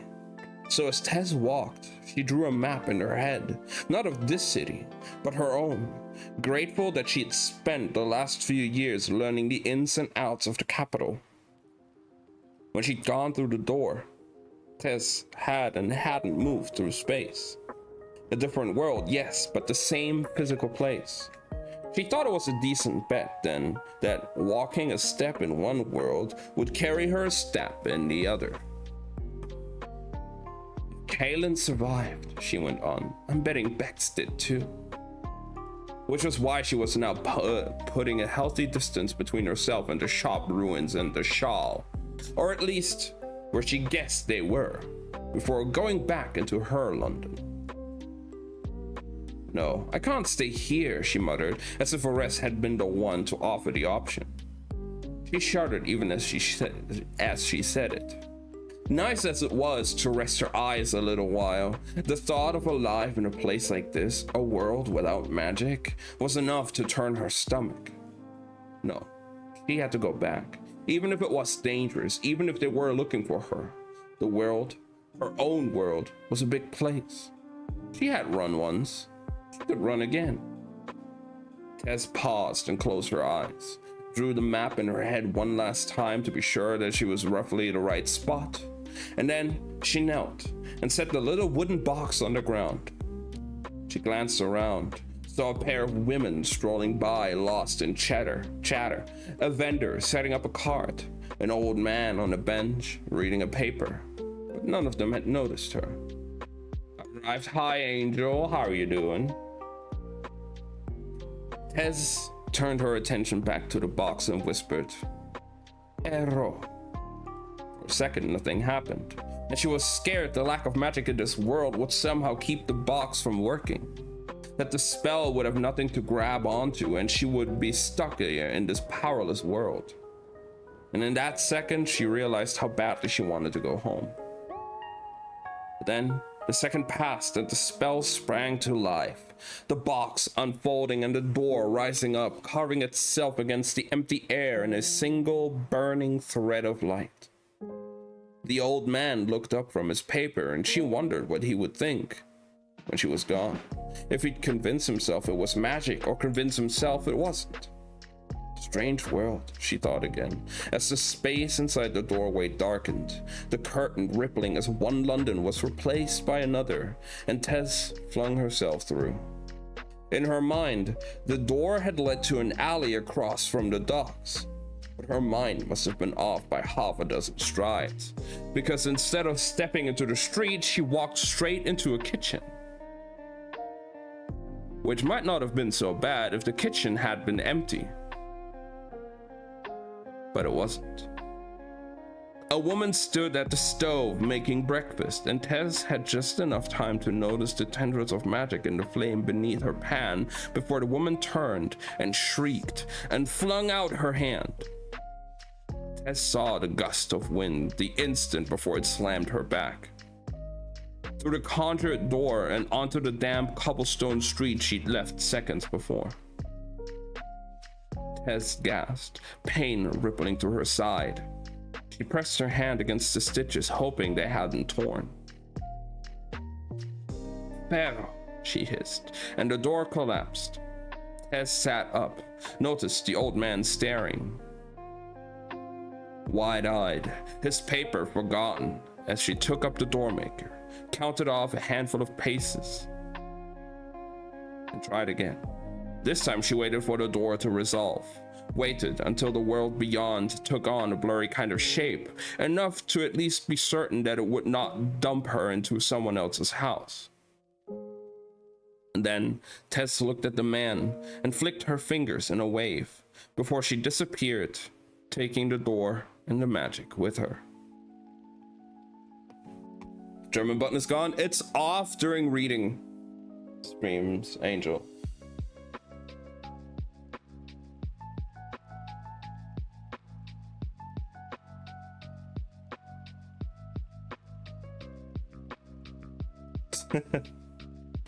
All right, now she's in Red London again. It was blinding at first, the sudden return of so much light. The vibrant, overlapping patterns of the world, dizzying and dazzling at once. Even as Tess fought to steady her gaze, she felt a flush of visceral relief. Home. She never thought the world could encompass an entire... the word could encompass an entire world. There it was. Yo, Tubbs, what's up? Hello, hello. And then, on its heels, the reminder of why she'd left and where she had to go. The docks. The owl twitched in her coat pocket, pecked at her ribs. I don't want to leave London, she muttered, and it was true. She'd been in the city 3 years, and in that time she had made a place for herself in the Shawl, a home in Haskins' shop. Then you tore it down, she said bitterly, even though she knew she hadn't have a choice. She didn't have a choice. It was just rock and timber. Houses, like lives, can be rebuilt, but only if you were still alive to do the building. Tess joined the bustle of morning crowds and market stalls, the doormaker bundled under one arm as if it were a loaf of bread. Nero had told her once to never act like you're running from something, or people would notice and wonder what. Hydrate. I got you, Angel.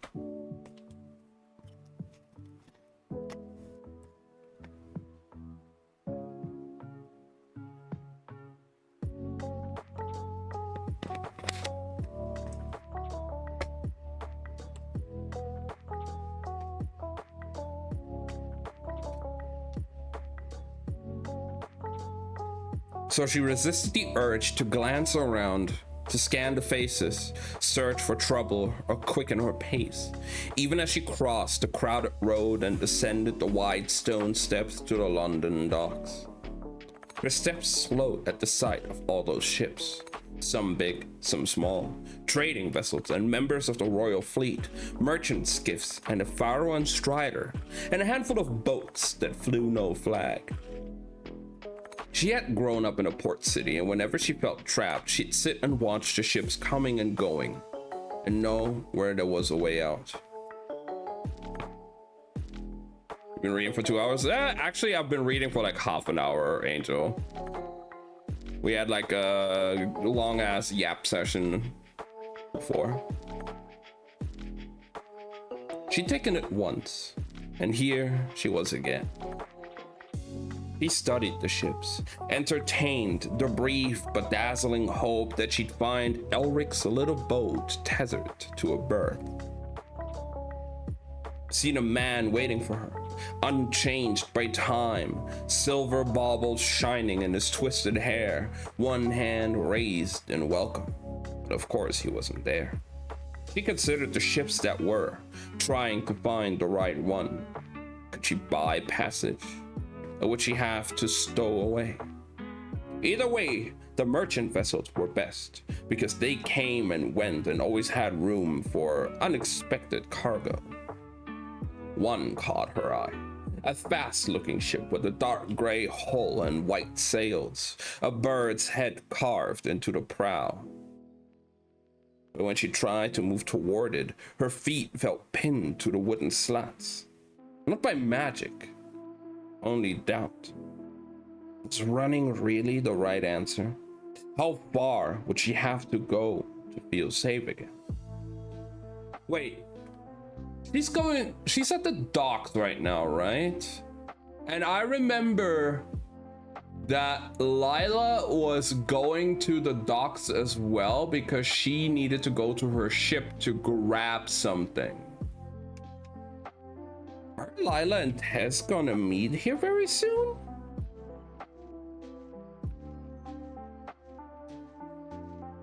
Sailors swept past, calling orders and unloading crates, and she might as well have been one of the figureheads mounted to the prow of a ship. Tess couldn't bring herself to move, to go and leave London behind. Problems were meant to be fixed. There had to be a way to fix this.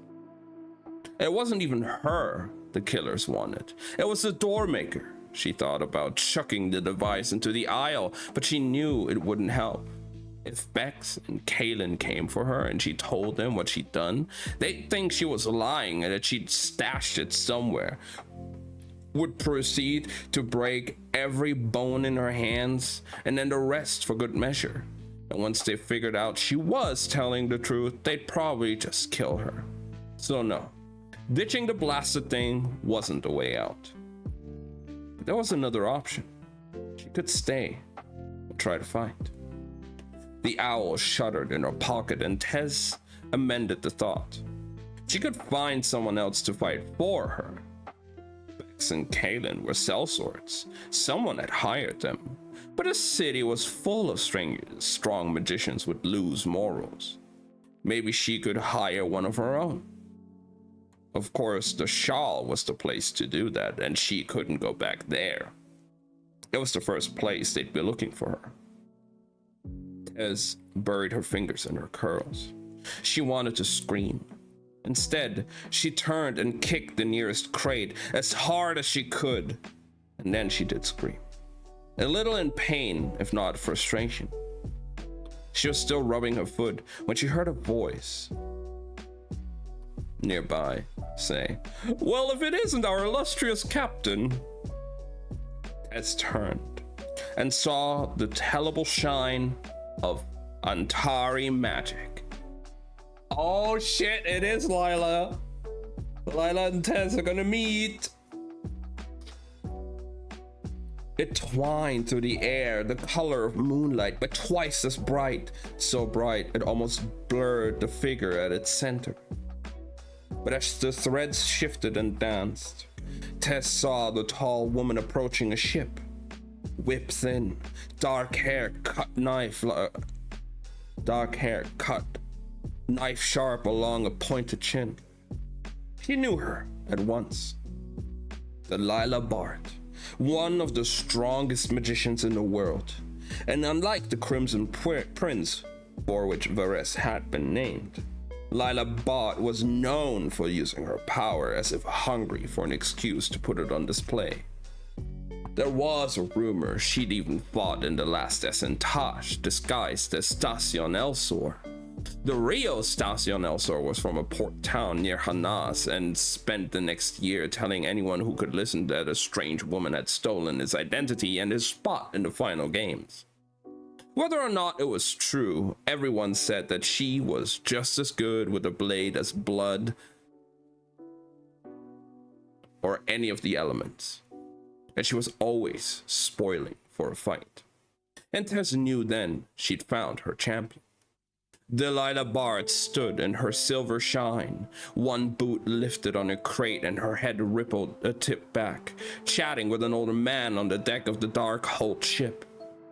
And Tess retreated a few steps into the shadow between boxes. Aw, poor Strauss drew the short stick, did ya? Nas, the deckhand grunted. I volunteered. Let the newlyweds wander off. What about you? Food in the palace not to your taste? That's too soft, said Bard, rolling her neck.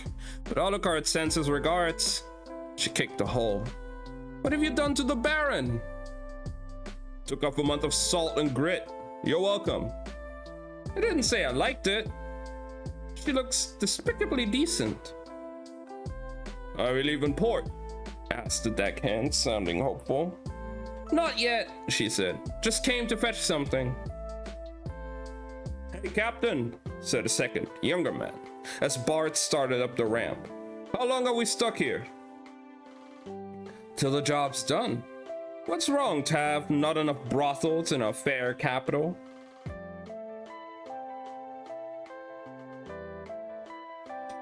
I get dock sick, said the younger. The ship's not meant to be tied up like this. Funny, said Bard. I thought I hired sailors. With that, she vanished aboard the ship. Tess chewed her nails and waited several painful minutes, hoping Bard would re-emerge. She did, tucking something into an inside pocket of her coat. She strolled down the ramp again, silver threads dragging like star trails in her wake, and Tess followed. It was a perfect plan, really. Delilah Bart didn't even have to know. If Bex and Kaelin were out there, they'd come for Tess. She just had to make sure she was standing close to Lila when they did. How many times are you going to do that fucking spell? Bex didn't look up as another dark curl burned to nothing over the map. Until I find the girl. It was morning, and the Saint of Knives was almost empty at this hour, save for a man who was either sleeping or dead, and a trio playing a rather subdued game of Sanct. Kalen slumped in a nearby chair, nursing his headache with a bottle of spirits. That was the worst of his injuries, the upside of having such a thick skull. A bowl of stew sat at Bex's elbow, the contents long cold beneath a film of grease. She was grateful she couldn't smell them. She'd set her broken nose, bound her wrist, and stitched up her hand where Barris's blade had gone straight through. It was hardly the first time she'd had to sew herself back together, but she needed both hands to do the spell, and every time the stitches pulled and then split, and the splintered bones in her wrist sent white hot sparks of pain up her arm. Kalen grunted and offered her the bottle of strong spirits. Any other time she would have thought it poisoned.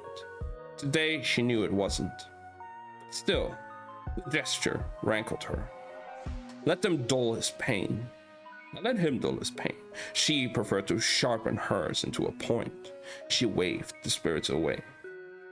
Suit yourself, he mumbled, drinking deeply. He leaned back in his chair and crossed his eyes. You're going to run out of hair. Fucking use a sack of meat, thought Bex, but he was right. She had been going all night, was down to 9 strands, and still, the spell had turned up nothing, even when she tried maps that showed not just London, but the entire empire. People don't just disappear, she muttered, half to herself. She shouldn't have been able to use the fucking door without the key mark. Must have made a new one, said Kalen, the words half swallowed by encroaching sleep. While she was fixing it. Maybe, said Bex, bitter that he'd make a good point. She shoved up from the table, taking her empty glass and stretching out her stiff neck and throbbing knee. It had been a long night, but unlike Kalen, she didn't take well to having a building dropped on top of her. Bex made her way over to the bar as dawn began to leak through the windows. Despite the unwholesome hour, the Saint of Knives never truly closed. After all, it catered to sellswords.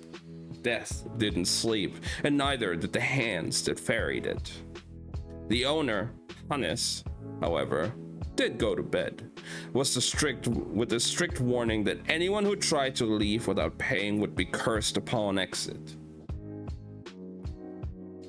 Bex doubted there was actually a spell on the threshold, but decided not to chance it, so she dropped a coin on the counter as she filled her own pint, and strolled the long way back to the table, passing the wooden sculpture of the saint as she did. Every wooden inch was a patchwork of divots and scars from the years the patron spent throwing knives at his arms. His chest, his head. One hand looked like it was a single solid blow from breaking off. Kalen fancied himself a modern saint of knives. She knew. But her fellow sellsword was an idiot. One who didn't seem to realize that the wooden effigy wasn't a faithful depiction of the saint. That in the stories which Bex had actually read one night whiling away the hours before a job, the Saint of Knives was not in fact scarred by enemy blades. He had made the cuts himself, one for every life he took. Damn. If a patron got close enough to the statue, they'd see those faint lines methodically carved beneath the hundreds of hacking marks left by drunken fools. That was the problem, thought Bex. People didn't even know what they were worshipping. Take the fucking hand. Ask any 3 members of the hand why they believed in the cause, and you'd get 3 different answers. The king has no power, the king has too much. There shouldn't be a king at all. Sure, there was a general through line about magic's disappearance, the myth of this world's power waning and all that, but it was a crock of shit. as far as Bex could tell. And even if it wasn't, no one actually cared about sweeping tides and grand patterns as long as here and now magic still served them. No, at the end of the day, what the hand wanted was change. And change was an easy thing to want. It was a malleable idea like molten metal, fluid enough to take on whatever shape the people controlling the hand deemed most useful. A key, a knife, a crown. So the hand would kill the royal family, and for a while they would be glad, would claim that they had won, until they realized all they'd done was swap the colors flying in the palace halls. Not that Bex cared. At the end of the day, the coins they paid her would still spend. Back at the table, Kalen was snoring. His head had fallen back in his sleep, his throat exposed, and her fingers twitched as she entertained the idea of drawing a pretty red line across his neck. But then she'd have to tell the good Lord Barras, and she thought. And the thought was just enough reason to let Kalen live. She kicked his chair, jostling him just enough to make sure he was breathing, and then sat back down, cracked her knuckles, and began the finding spill again, and again, and again, until finally the spell crackled, and instead of charring black, the burning lock of hair became a single perfect cinder, and it fell in an X onto the map, leaving a scorched mark at the river's edge, right where it met the docks. A thin tendril of smoke rose up where the mark burned the parchment. Bex was on her feet and out the tavern before it stopped. Kalen could sleep all he pleased. She had a job to do. Part 3. It was easy to keep track of Lila Barrett. Tess could simply let the rest of the world blur together and fall away, leaving only the glaring light of the Antari's power as it burned like a torch against a tapestry of other threads. Tess followed her form from the docks along the riverbank, trailing half a block behind, and as she did, she marveled, not at the way Bart moved, slicing easily through the street, but at the way no one seemed to notice an Antari walking in their midst. To them, Lila Bart was just another body, a little odd perhaps, dressed as she was in men's clothes, but they were fine enough, and she wore them with an ease that made them come across as commonplace. Tess followed, half expecting the Antari to stop and look over her shoulder at any moment, check her surroundings, to sense the weight of the girl in her wake, but she never did. Bard walked on, in the general direction of the royal palace, and for a panicked instant, Tess feared she was headed there, to the one place she had no way to follow. But then, the Antari continued past, into a crowded square. She strolled across the square, past vendors selling loaves of bread and fruit and tea. And Tess resisted the urge to stop and purchase a cup from the whistling pot, the steam strong and black, before continuing on. Bart seemed to be heading, of all places, toward the shawl.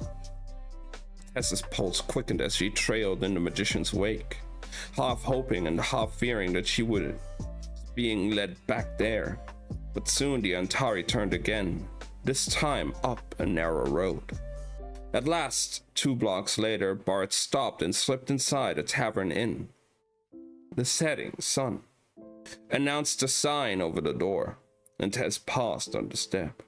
She counted to 10, pulled her hair back and up, even though it sent a wave of pain through her injured side, and adjusted the box under her arm, and went in. The room was almost empty.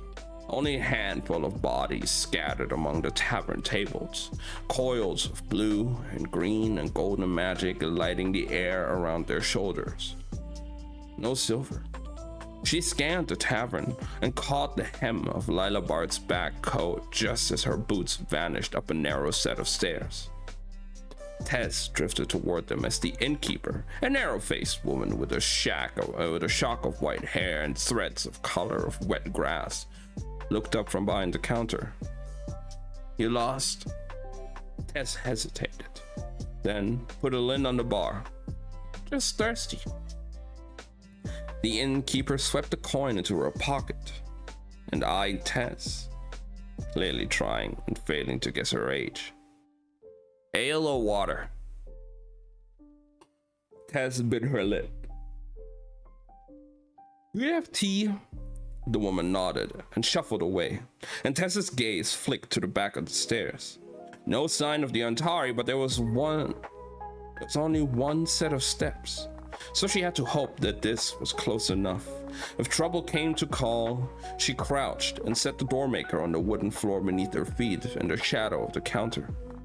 The innkeeper returned and set a steaming mug of tea on the bar, and Tess was just about to reach for it when another hand came down on top of the cup. "You know," said a dry voice, "it's rude to follow people." Tess looked up at the figure now sitting on the stool beside her, ringed in silver light. Lila Bard lifted the mug of tea, took a long sip, humming thoughtfully. "I told someone recently that the next time I was followed, I would send them back in pieces. Obviously, you didn't get the message. I must admit, you don't look like a crow." Tess blinked. What? Hey, here you are, shadowing me." She studied Tess a moment longer. Her eyes were the same shade of brown, but this close. Tess had time to see that one the faintest glassy shine before both narrowed and the Antari said, "I know you." Tess cringed. It was true. They had met once, 3 years before.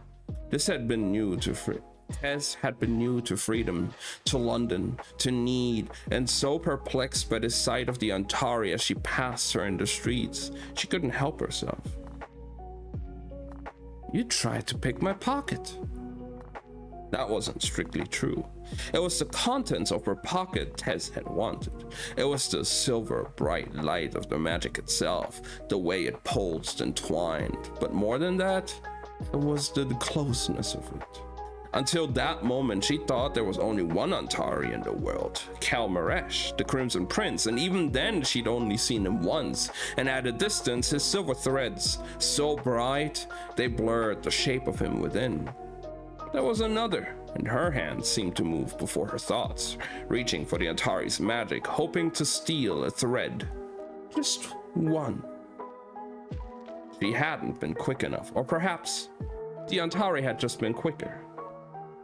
Lila Bard's hand had caught her wrist, grabbed it with such force she thought the bones inside would break. "Please," she'd said, "I need my hand."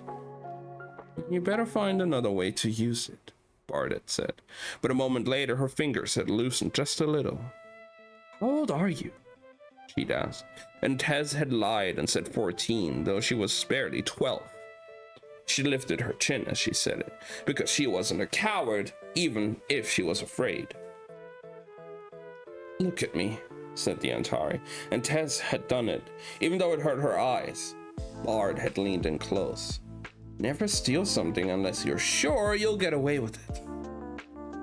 With that, she'd flung Tess's hand away and carried on down the street. The whole interaction had lasted less than a minute, but Tess had never forgotten. Apparently, neither had Lila Bard. The Antari finished Tess's tea and stared into the dregs at the bottom of the cup. "Why are you following me?" "I'm not." "Don't lie," she warned, and as she said it, the magic around her twitched, and Tess felt the bones of her ribcage constrict. A strange and horrible sensation, one she'd never felt before because it was forbidden. Bone magic. "You're not supposed to do that," she said, gasping for air. "Really?" said Lila, feigning surprise. The invisible hold only tightened. "Let's see if anyone notices." Tess couldn't breathe, couldn't break free, so she did the only thing she could. She reached out and grasped the nearest silver thread, felt it hum against her palm before she pulled. In truth, she wasn't sure what it would do, if it would do anything at all, but the Antari recoiled as if burned. The hold on Tess's ribcage vanished, and she sucked air into her aching lungs as Bart's face darkened. "What did you just do?" Tess dragged in a ragged breath and winced, trying not to think about the feel of stitches tearing, the dampness at her side. "Please," she said. "I'm being hunted. I need help." Lila raised her brow. "So find a guard." "I need your help." She cocked a brow. "And why's that?" "You're the strongest magician in London." "Flattery will get you nowhere."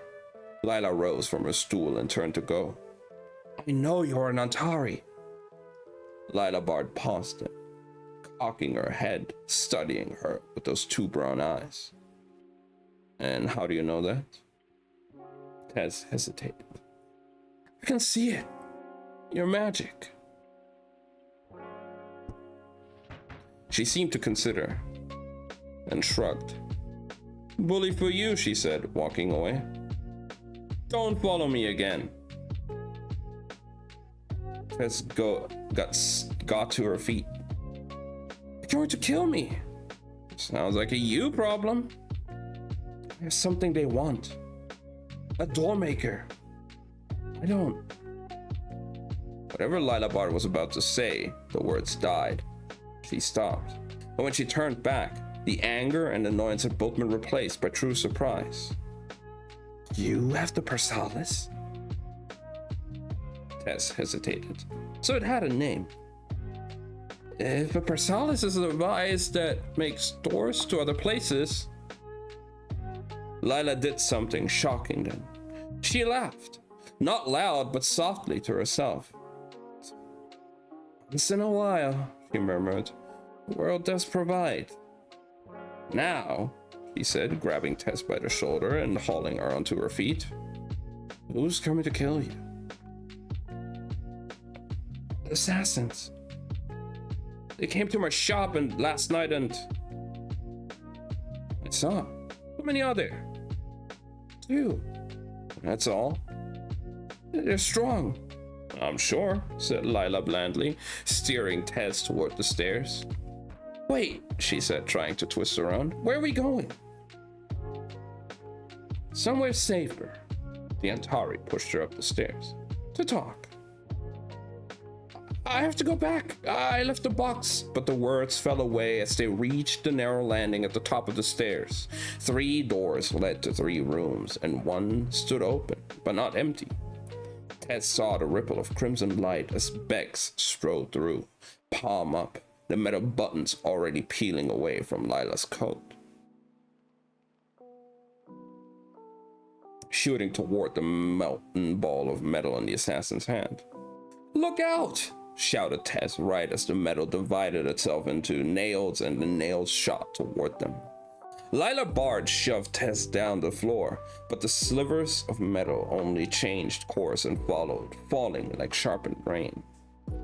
Tess curled in, braced for the impact, the piercing pain, but the nails missed skin, found cloth instead, pinning her cuffs, her collar, the hem of her coat to the wooden floor of the landing. She twisted, trying to get free, but Lila was already on her feet, the dagger in one hand. She slashed at Bex, but as she did, the blade simply dissolved, and the killer slammed her boot into Lila's chest and sent her crashing down the stairs into the tavern below. Shouts went up, and Tess heard the Antari ordering everyone out. And then the shape of the assassin filled her vision as Bex knelt before Tess, watching as she fought to free one of her hands. The fabric at her cuff tore a little, but didn't give. And if there had been amusement in the killer's face the night before, it was long gone. Her eyes were flat and gray, dangerous. And a vicious bruise was blooming beneath both, as if her nose had been recently broken. She flicked her wrist, and a short, sharp blade took shape in her palm. "Where is it?" demanded Bex. Tess swallowed and shook her head.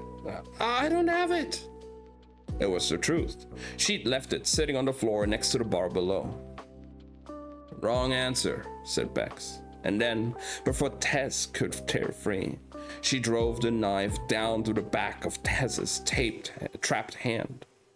Her mind went white with pain as the blade sank through to the hilt, the tip lodging in the wood below. "Hurts, doesn't it?" hissed Bex, and Tess felt a scream rise up her throat, but when it came spilling out, she couldn't hear it, not over the sudden howl of white noise in her ears. A wall of wind slammed past her and into Bex, standing her back across the landing and onto the far wall, hard enough to splinter wood. Tess gritted her teeth and yanked the knife out, choking back a sob as the steel came free. She thought she might be sick, turned her head, and saw a swish of coat and a pair of black boots as Lila Bard strode past her, blood dripping down her cheek. Across the landing, Bex pushed off the wall and straightened, rolling her shoulders with an audible crack. "A stone?" asked the Antari, and when Bex only cocked her head back in question, Lila touched a cut at her temple and said, "Never mind. I'll choose." She moved fast, faster than a body should, a blur of limbs, her blood-stained hand thrust out as she shot across the landing, and Tess saw the silver of her magic twitch and brighten as the words spill out. "As Ysera." The spell took shape just as her fingers grabbed at Bex's front, but somehow the killer twisted free in the last moment. The Antari's hand found cloak instead of skin, and frost shot across the fabric, through it, turning the cloth to ice in the time it took to say the spell. Bex ducked and spun out of the cloak, and it fell and shattered on the landing floor beneath them. The killer stared down at the frozen shards, and for the first time since she strode into Tessa's shop, the bland arrogance was gone, replaced by surprise and perhaps even a touch of fear.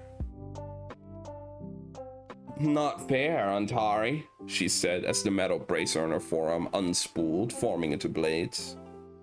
Lila Bard only shrugged. "Fair has no place in a fight." Bex's blades came singing through the air, but this time the Antari was ready. She didn't duck or dodge. Instead, she flung her own hands out, and the metal shivered to a stop. "Just the one trick then?" she asked. "Fine, but I can play it too." The blades twitched and then began to turn back toward Bex. The killer clenched her teeth, and they stopped, hovered, caught between them in the air. Tess saw the strands of magic drawn taut as rope. "When two magicians wield the same element," said Lila Bard, it becomes a battle of wills. Let's see then, which of us falls first."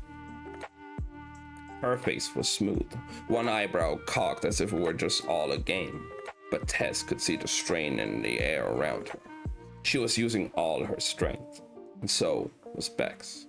The blades shivered, and the landing began to tremble as the two wilds drew not just on the knives but the surrounding metal. The hinges groaned, and the nails pinning her down drew free, and Tess did what she should have done the moment the fight started. She got out of the fucking way. Tess scrambled down the stairs. She didn't look back.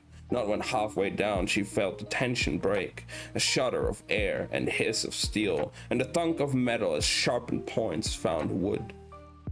She hit the ground floor and staggered, pain shooting through her bloody hand and the wounded side, but she kept going across the empty tavern to the door, which she flung open, only to collide with a man coming in. She stumbled back, felt a hand on her shoulder. There was no malice in it, only a gentle firmness. As he steadied her, She looked up and saw silver light, saw red hair parted by a streak of white, saw two eyes, one blue, the other black. Kelmaresh, the Antari prince.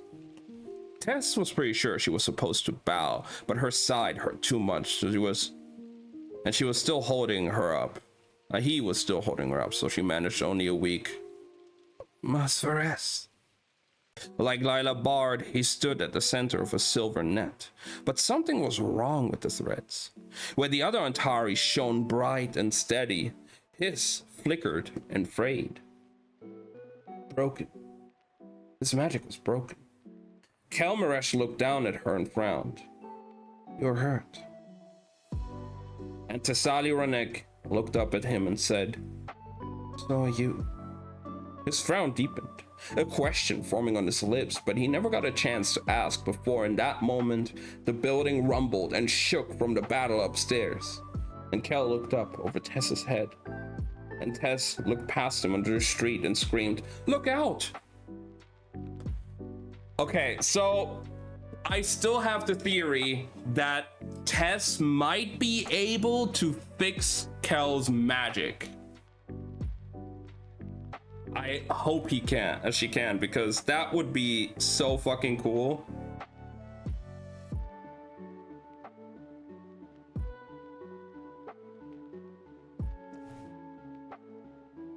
Kel was already turning, already drawing a sword from his hip as he did, the blade singing as it clashed against Kalen's axe with a ringing force. Get back, he warned, and it took Tess an instant to realize he was speaking to her. She retreated into the tavern, and so did the Antari prince, Kalen on their heels. The second killer was just as tall as Kelmaresh and twice as wide, his body blocking out the light of the street beyond as surely as a door. Now this is a treat, he said in a broken stone voice. I've killed a lot of people, but never one like you. An Antari or a prince? His face split in a wretched grin. You know, they say you're hard to kill. I think they're not trying hard enough. The axe swung again, and Kelmaresh produced a second sword, crossed the two in time to stop the weapon's force. You'll need more than swords, said the killer. I doubt it, said Kel. You look like you've lost a lot of fights. Kalen's smile widened. No, he said. The losers are all dead. He surged at the prince, who twisted and blocked, and Tess saw her chance and bolted for the open door. She was nearly there when it slammed shut in her face. Don't let her leave, shouted Lila from the top of the stairs. She has the Persalis. The Antari prince glanced at Tess, eyes wide in surprise, and in that instant, Kalen spun his axe and slammed its handle into the prince's cheek. Kelmaresh staggered, lips splitting from the blow. His fingers went to the cut and came away red. Come on, princeling, goaded Kalen. Don't tell me that eye is just for show. Kel's hand clenched, and Tess saw his magic twitch, the way Lila's had before she called forth the freezing spell. But then, he spit the blood onto the floor. You're not worth it, he said, and as Kalen roared and came again, Kel swept his arm across the table, sending an abandoned pint into the killer's face. The glass didn't shatter, but the spirit splashed the killer's front. Kel scraped his blades, and the spark leapt off and onto Kalen. It caught, fire racing over the killer's front. He flailed, struggling to douse the flames, and Tess knew what she had to do. She pushed off the door, launched herself back across the tavern. She fell to her knees beneath the bar, searching with her hands until she found the hidden parcel and pulled it out. The doormaker, the Persalis, Lila had called it, the source of all this strife. She began to tug at the threads, pulling them apart, but this time she wasn't just disassembling the spell. Her fingers flew across the magic, ass across the room. Kalen had put himself out, smoke rising from his singed dishwater hair. He surged toward the Antari prince as the ceiling above them gave way and Bex came crashing down.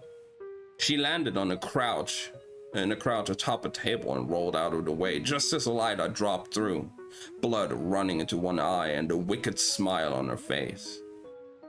The stories about Delilah Bard were true. Despite the violence and the chaos, she was clearly having fun. She held in her hands a pair of blades now, not steel, but conjured out of stone and ice. Some people, she mused, just don't know how to die. Blood darkened the cloth on Bex's arm and thigh and stained her cheek, and there was a feral light in her eyes. Her magic burning crimson on the air around her as she called her metal home into a shield, and then a sword, then a molten whip.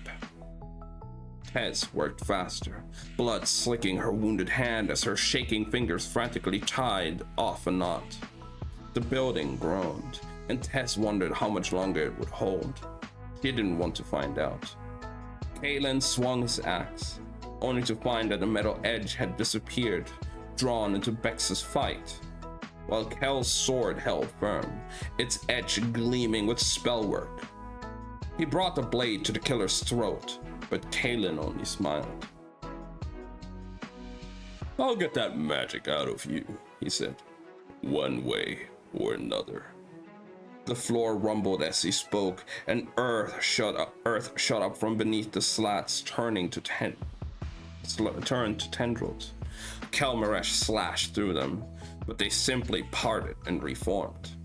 One found his wrist and clamped down, dragging his sword out of the way, exposing the prince's chest and throat.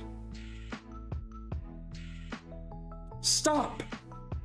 4 heads turned toward Tess. She was on her feet, holding the Persalis out in both hands. "This is what you came for, right?" she said. "Then take it." Lila Bard looked at her in horror. Bex smiled grimly and took a step toward her, and as she did, Tess's fingers twitched, pulling on the strings at the edge of the spell. A light flickered through them like a lit fuse, a spark only she could see. It skated bright and fast across the surface of the box, and then the Persalis dropped.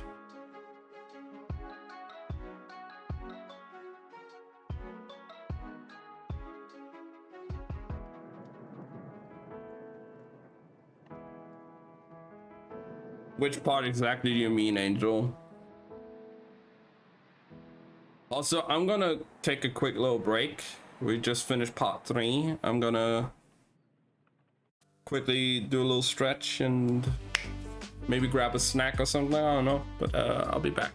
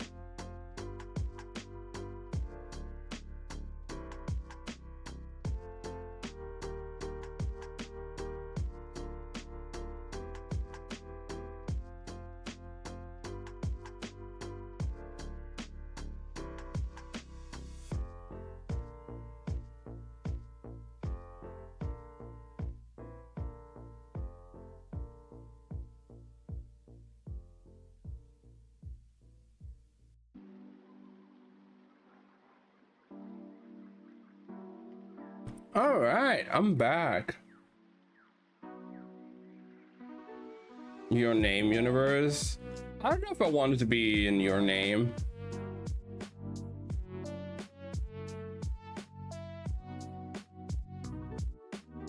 It's a good movie though. Absolutely. Weathering with Me. I haven't seen that one. But Weathering with You, whatever it's called. Yeah, I haven't seen that movie. But I did see Your Name. It was a good movie. Nope, I have not seen that one.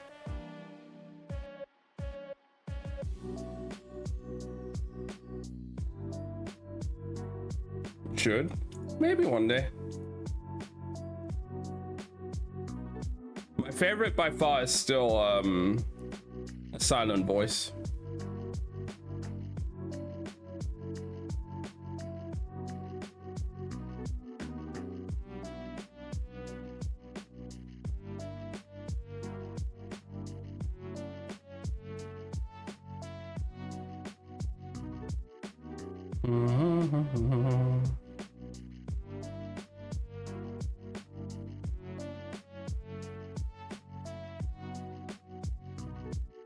I haven't seen Silent Voice, but I know a few plot of it. I watched it like 4 times already. It's really good. It makes me cry every time.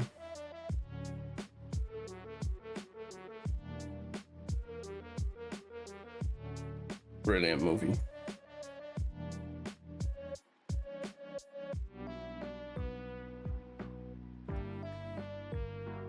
Was your heart okay?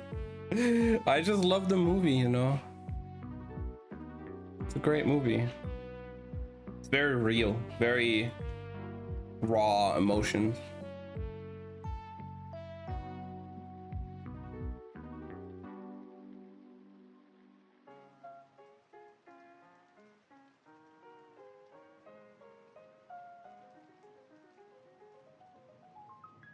Oh, I do too, Angel.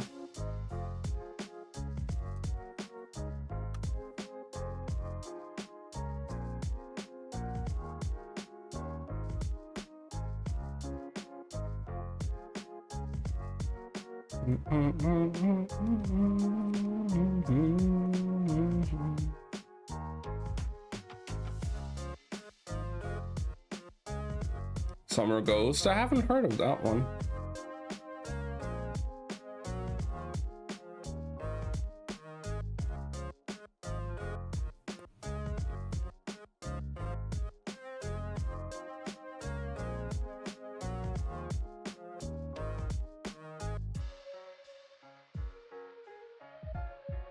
Only 40 minutes long. Highly recommend. I might have to check that out.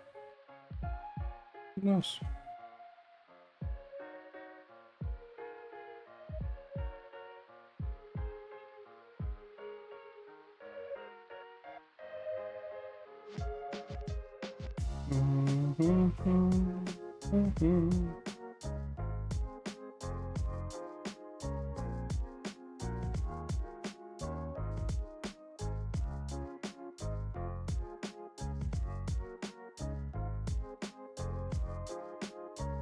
All right. Let's continue, shall we? We're part 4 now. It's getting intense.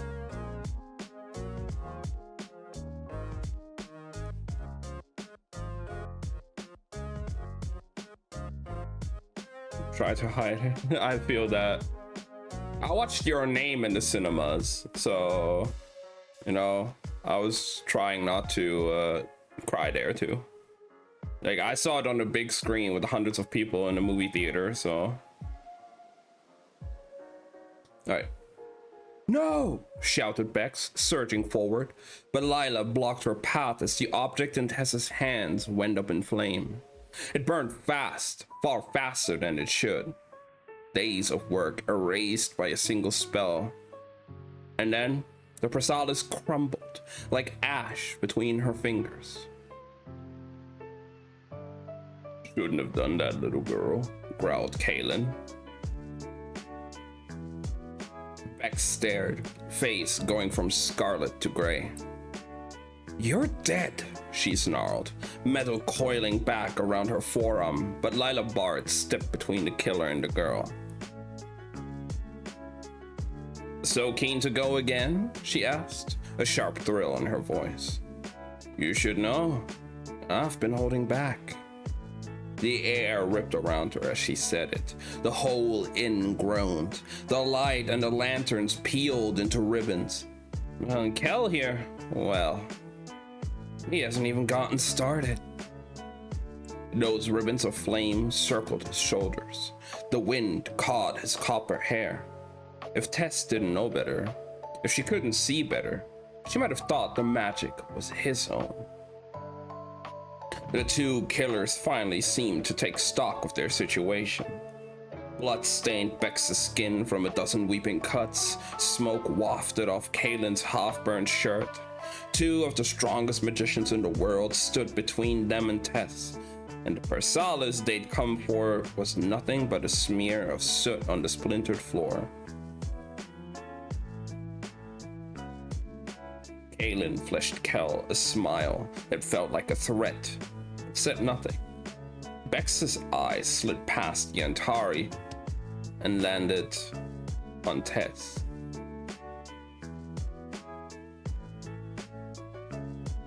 You and I, she said coldly, are not done. Lila flicked her wrist, and the tavern door swung wide. Run along now, she said, unless you'd like to stay and tell us who hired you. We can pour a pint and talk about the hand. Bex's mouth twitched, but whatever she was about to say was cut off by Kaylin throwing his arms wide. His power flared, and every one of the tables and chairs came flying toward them. Tess flinched, but Kel and Lila moved at once, their hands outstretched, silver magic flaring bright as the torrent of wood splintered and broke apart against the wall of will. By the time the debris collapsed to the ground, the room beyond was empty. The killers were gone. Lila Bard sighed and dropped her hand, but Kelmaresh buckled forward, heaving, sweat shining on his brow. The threads around him spasmed and sparked. Tess was right. Something was very wrong with the Antari's magic. She watched, expecting Bard to hurry to the prince's side to help him up, but she just shook her head and said, "Honestly, Cal." And then she turned and grabbed Tess's arm, fingers vising as she dragged her toward the stairs. "Can't stay here," was all she said by way of explanation. Kel straightened and made his way to the bar, where the innkeeper had risen to her feet. "What's wrong with him?" she asked as Lila Bard hauled her up the stairs. "He's an idiot," answered the Antari, glancing back over her shoulder. "The palace will pay for everything," the prince was saying to the frazzled innkeeper. "And I'll send magicians around to fix the damage." They reached the landing, what was left of it. The walls cracked, the rug rucked up, one corner quietly burning, and the Antari steered them past a pool of blood on the landing that was definitely hers, and several more that weren't. She pushed Tess into a bedroom. A chest sat open at the front of the bed, black clothes spilling out. A ghoulish face jutted up, and Tess recoiled before realizing there was a horned mask. "Let me go," she protested, but Lila only snorted, pushing toward the wall where a small stain darkened the wood. She reached up and touched her cheek, where blood leaked from a deep cut, and then used that blood to draw the symbol fresh. Tess watched as a single silver thread drew away from the net and laid itself over the mark. "Cal," she called over her shoulder, and moments later the prince appeared, looking wary as he brought his hand to Tess's shoulder. "Hold on," he said gently, and then Lila was saying something, and the room was tumbling away, and Tess was falling, not down, but part. The whole world unraveling around her, thread by thread, and all at once. And when it wove itself back together again, she was no longer in the ruined tavern, but standing in a massive, marble-floored room with gilded curtains and an ornate bed. She looked up and saw the night sky, only it wasn't a sky, but hundreds of gossamer lengths that stretched and billowed to form the illusion. A pair of glass doors gave way onto a balcony, the crimson ribbon of the aisle shining far below, and Tess realized that she was in the royal palace. A wave of dizziness swept through her, and she reached out to steady herself, but the instant her hand met the edge of the sofa, she recoiled, half in pain and half in horror. Her hand, she tied a handkerchief around it at some point, but the cloth had been soaked through and the stain now darkened the ornate fabric. "Don't worry," said the prince, sinking heavily into a chair. "The servants are well versed in removing blood." The silver threads around him twitched. Tess found herself following the path they made as if it were an object open on her desk, her fingers tracing their way to find the breaks. Wait, I'm considering now as well, the mark that he shares with Rye that tethers their life together is also a piece of spell work.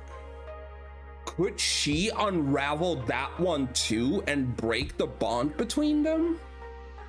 But that would kill Rye. But would that be a possibility she has?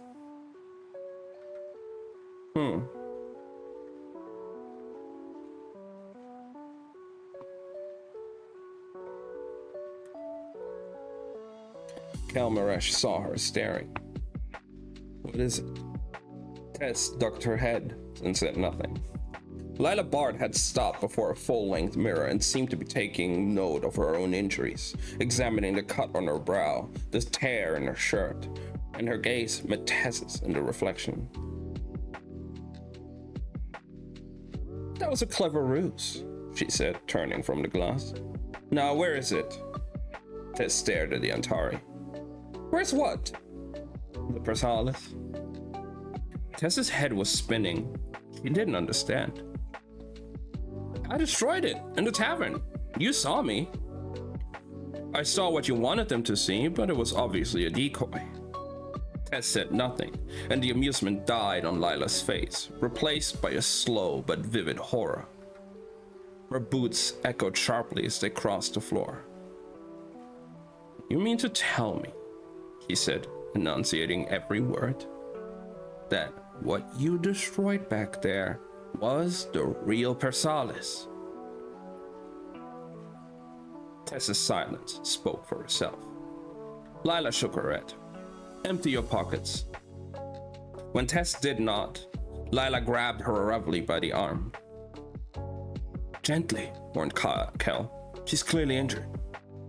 But Lila began to search them for her. When her hand grazed Tess's injured side, she hissed in pain, the whole room threatening to disappear. When it steadied, the Antari was holding of all things, the dead owl. It stared up at her, one eye blue, the other black. "What the hell is this?" she asked. In response to the question, the owl cocked his skull and fluttered his bone wings. Lila yelped and dropped the bird. Tess lunged to catch it before it struck the floor. Her side screamed at the movement and sweat broke out along her brow, but the little owl was safe. "His name," she said, breathless, "is Varese." Kelmaresh looked up at the mention. So did the bird. Tess had to resist the urge to laugh. It wasn't funny. Nothing was funny. She had lost a lot of blood. Lila crossed her arms. "How do we know that was the real Persalis? Maybe you stashed it somewhere." "Why would I? I never wanted anything to do with it. I run a repair shop. Someone brought it in to me to be fixed. I didn't know what it did." Lila's eyes narrowed, and even though one was glass, they both seemed to look through her. If you didn't know, how could you fix it? Tess hesitated. I'm good at my job. The Antari came closer. The world is full of good liars, she said. You're not one of them. Lila, warned Cal, but the Antari's focus hung entirely on Tess. In my experience, the woman said, it takes one of two things to survive in the world. Talent or cunning. And a cunning person would have found a way to save the Presalis. You must have quite the talent. Tess swallowed, the truth rising in her throat. Her breath shuddered. At some point, she had begun to shake, and she wondered she was going into shock. Thought it rude. After everything she'd been through, her body was choosing now to fall apart. She reached to steady herself on the table, but her balance was off, or else the table had moved because she missed it, stumbled, gasped in pain as the movement tore at her side. He's injured, said Cal, getting to his feet. Hands bleed, said Lila with a dismissive wave. But the prince was staring at Tessa's stomach. Not that much. She followed his gaze. A dark stain was spreading across her shirt front. Oh, she said slowly. That. Her teeth were chattering. Lila, she's hurt, said Cal. You should heal her. But the Antari wasn't listening. Her thin fingers found Tessa's chin and forced it to meet her gaze. How do you fix the Presalis? How did you fix the Presalis? Her face slid in and out of focus. Tess was so tired. Tired of running, tired of keeping secrets, and if anyone would understand how it felt to have a rare and wanted power, surely it was an Antari. I can see it, she said, the words sliding between her teeth. I can see the threads of magic that run through spells. That's how I knew what it was, and how to fix it. For a moment after she said it, all Tess felt was relief, heavy as a blanket.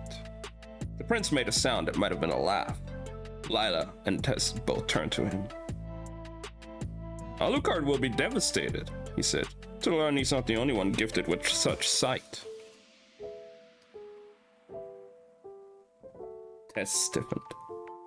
There are others? It would appear that way, said Lila. I didn't know. Tess looked down at Varese. The little strings of light wound like wire through his bones. I've never met anyone else who could manipulate the threads of magic. It was a very large room, but in that moment, all the air seemed to go out of it. Tess looked up and found both Antari staring at her. She felt as if she'd said something wrong. You're a tinkerer, said Lila slowly, as if understanding the words for the first time. You see broken magic, and you fix it. Tess nodded slowly. Lila looked to Kalmaresh. Can you fix him? Oh my god! The words hung in the air. Tessa's mind struggled to warp, to wrap itself around them. I don't tinker with living things. That isn't what I asked, said Lila. You've just said you can not only see magic, but lay your hands on it. You can mend it when it's broken.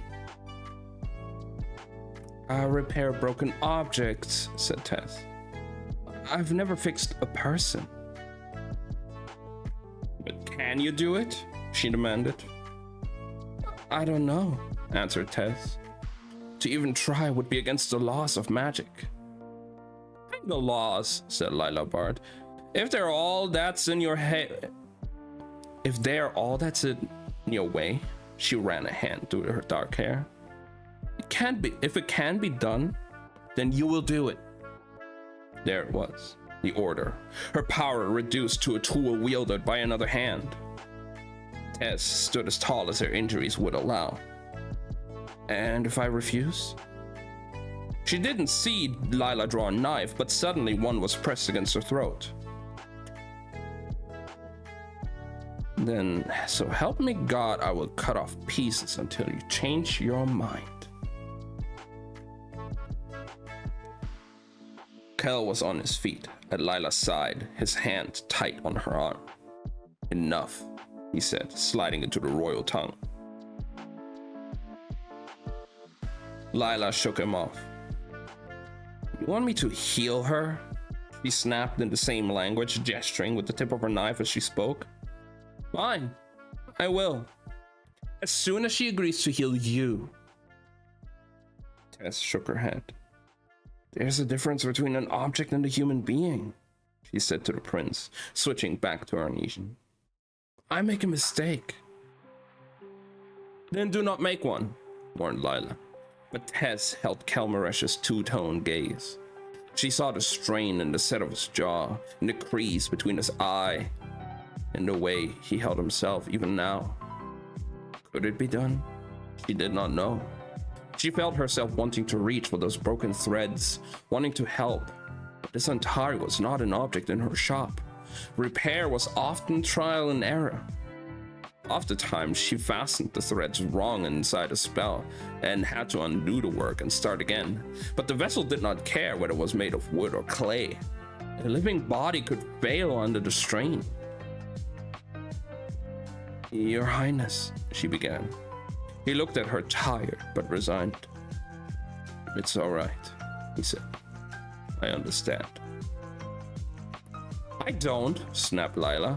I've watched you suffer for 7 years. 7 years I have searched high and low for a cure, some way to fix what was broken. Here she is, and you refuse to even make her try?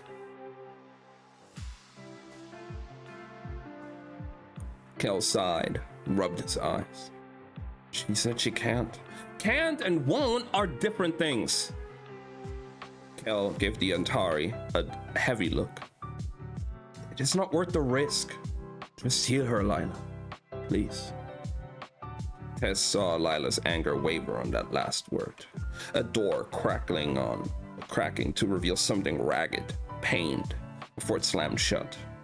She flung her blade at Kel's feet. It skidded over the marble floor, came to rest at his boot. Do it yourself, she snapped, since you don't want any help. Kel sighed, and then he knelt and retrieved the blade. It's all right, said Tess, the room swaying in her side. You don't have to. I know, he said gently, bringing the knife to his thumb. A muscle ticked in Lila's jaw. Her shoulders twitched, as if willing to wrest her to intervene. Tess watched the skin part, dark blood welling as he reached to touch her. And, oh, for fuck's sake, stop, said Lila, pulling the prince away. Her other hand was already bleeding, her fingers vising around Tess's wrist. I'm so sorry, growled the Antari, and the spell rolled over Tess. The pain dropped like a stone in a deep well. Healing was a gradual thing, pain lessening from a sharpened point to a dull ache before it faded. Now, it simply fell away. Tess could see the silver magic twining with her own, see it flare around her as her side knit itself beneath her shirt. Her hand closed beneath the handkerchief. Weakness washed away and left her pulse strong and steady in its wake. Tess sighed in relief as Lila's fingers dropped from her wrist, leaving a smear of red behind. That was the first and only time I bleed for you. Thank you, she said. Yes, thank you, echoed Kel. Oh, shut up, snapped Lila, turning on him. Tess, meanwhile, started for the gilded door, hoping it led out of the room, out of the palace. She went to pull it open, but a hand slammed into the wood, forcing it closed. Going somewhere? Demanded Lila, her tone full of menace, and Tess realized how wrong she'd been to seek out the Antari's aid. Lila Bard wanted the same thing as Bex and Kaelin, to use her. I'm grateful you healed me, said Tess, but I can't help you with the Persalis or the prince. You have no reason to keep me here. We are doing you a favor, said Lila. It isn't safe out there. Not with the hand. She's right, said the prince. Until we met today, I'll still be looking for you. Tess shook her head. She'd wanted a champion. Now all she wanted was to get away as fast as possible. I'll take my chances, she said, tugging on the door, but Lila must have been using magic to hold it fast because it did not so much as give. This is the safest place in the city, said the Antari, a grim smile tugging at her mouth. Here, I'll show you. With that, she wrenched the door open and shouted, Guards! Lila, said Kel wearily as two soldiers appeared in the doorway. Put her in a cell. Tess tried to retreat into the room, but Lila put a hand on the center of her back. We're not done talking, you and I, she hissed in Lila's ear and Tess's ear, before forcing her forward into the hall and the waiting arms of the palace guards. Tess fought for whatever it was worth, which wasn't much. Lila had healed her wounds, but she was still half the soldier's size, and before she could so much as reach to pluck a thread of their magic, her arms were forced behind her. The last thing she saw was Kelmaresh sinking into a chair behind Lila Bard, who smiled at Tess before she flicked her wrist, and the door slammed shut, and the guards hauled her away. Plot 5. Tess should have gotten on a ship. She'd been right there, could have stolen away aboard one of the many vessels crowding the London docks and dropped the doormaker over the side when they were safely out of sea. And started again in another city, on another shore. There would always be work for a man like Haskin, which meant there would always be work for a girl like her. And if Bex and Kaelin had followed, better to be free and on the run than sitting safely in a cell. What's the difference between a gamble and a good purchase? Her father had quizzed her more than once. Retrospect. Two soldiers stood a short distance beyond the cell, their heads bent together, their voices little more than murmurs. She looked past them to the stairs they'd brought her down. The bedroom had been on the 3rd floor. She was somewhere beneath the 1st now. She counted the steps down, reached 30 before they hit the cells. Guessed that meant they were housed in one of the pillars that made up the palace base. Felt the Sona Ras aloft over the aisle. She wondered if that meant she was underwater. She looked around. There were 3 other cells, but all were empty. There was no cot, so Tess sat cross-legged on the cool stone floor. A pair of manacles hung around her wrist. They weren't spelt to dampen magic. They didn't need to be. The entire cell was warded. The air had a leaden weight that reminded her of that other London, the one without magic. But that had been almost a pleasant absence. This felt like a wet blanket dousing flames. She could see the spellwork of the ward. There was an odd, confusing magic required to negate itself. The lines of power hung suspended in the air, shivering in place, and when she pulled Varese from her pocket and set him on the ground, he sat there, lifeless, his skull drooping forward, the many tiny filaments that wove between his bone gone dark. Tess rose and perched his little body between the bars to see how far the wards reached. Varese, she whispered, her tone rising in question. He didn't move. She left him on the ledge and sank back to the ground and waited. Tess studied her right hand where Bex's knife had gone through, ran her fingers along her palm, the back of her hand. Nothing but a thin silver scar, painless and smooth. She knew the same was true for the wound in her side. It no longer hurt to breathe. Behind her eyes, Kelmaresh buckled to one knee. You could fix him, said a voice in her head. It sounded an awful lot like Lila Bard's. Tess let her hands fall back into her lap. Kersla, said a voice. She looked up in time to see one of the soldiers pluck Varese from between the bars. "Don't," she said, feigning protest. But the guard was already retreating with the owl. One stride. That was all it took for Varese to come back to life, his little bone wings flapping in the soldier's hand. told Tess something. Only the cell itself was warded. The soldier gave a small, delighted laugh. "Hey, Hal," he said. "It moves." As if on cue, Varese gave another flutter and clicked his beak. "Traitor," thought Tess. "Let me see," said the second, holding out his hand. The first shook his head. "Nah, you're always breaking things." "Come on, then." "You have to be gentle." At least, the soldiers were occupied. "Look at its eyes," said the first. "One blue, one black. Just like the prince." "Doesn't have red feathers, though." "Well, it might have once. You never know."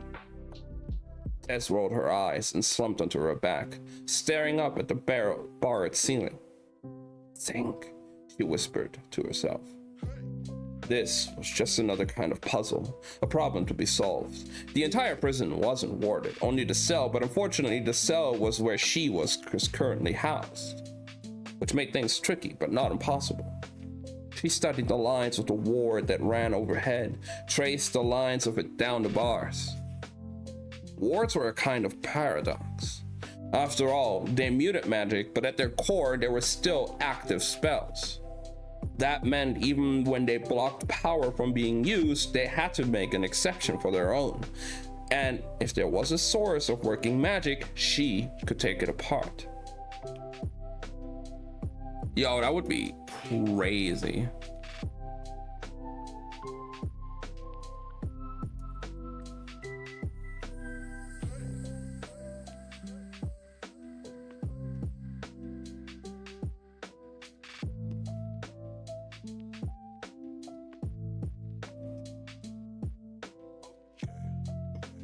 Tess sat up. She glanced at the soldiers who were now sitting on a bench. Varese perched between them, their attention wholly on the occasional movements of the dead owl. Tess turned around, putting her back to them, her attention on the bars at the other side of the cell, and she rose and approached the bars, got close enough to study the iron-colored threads that wound around the cell.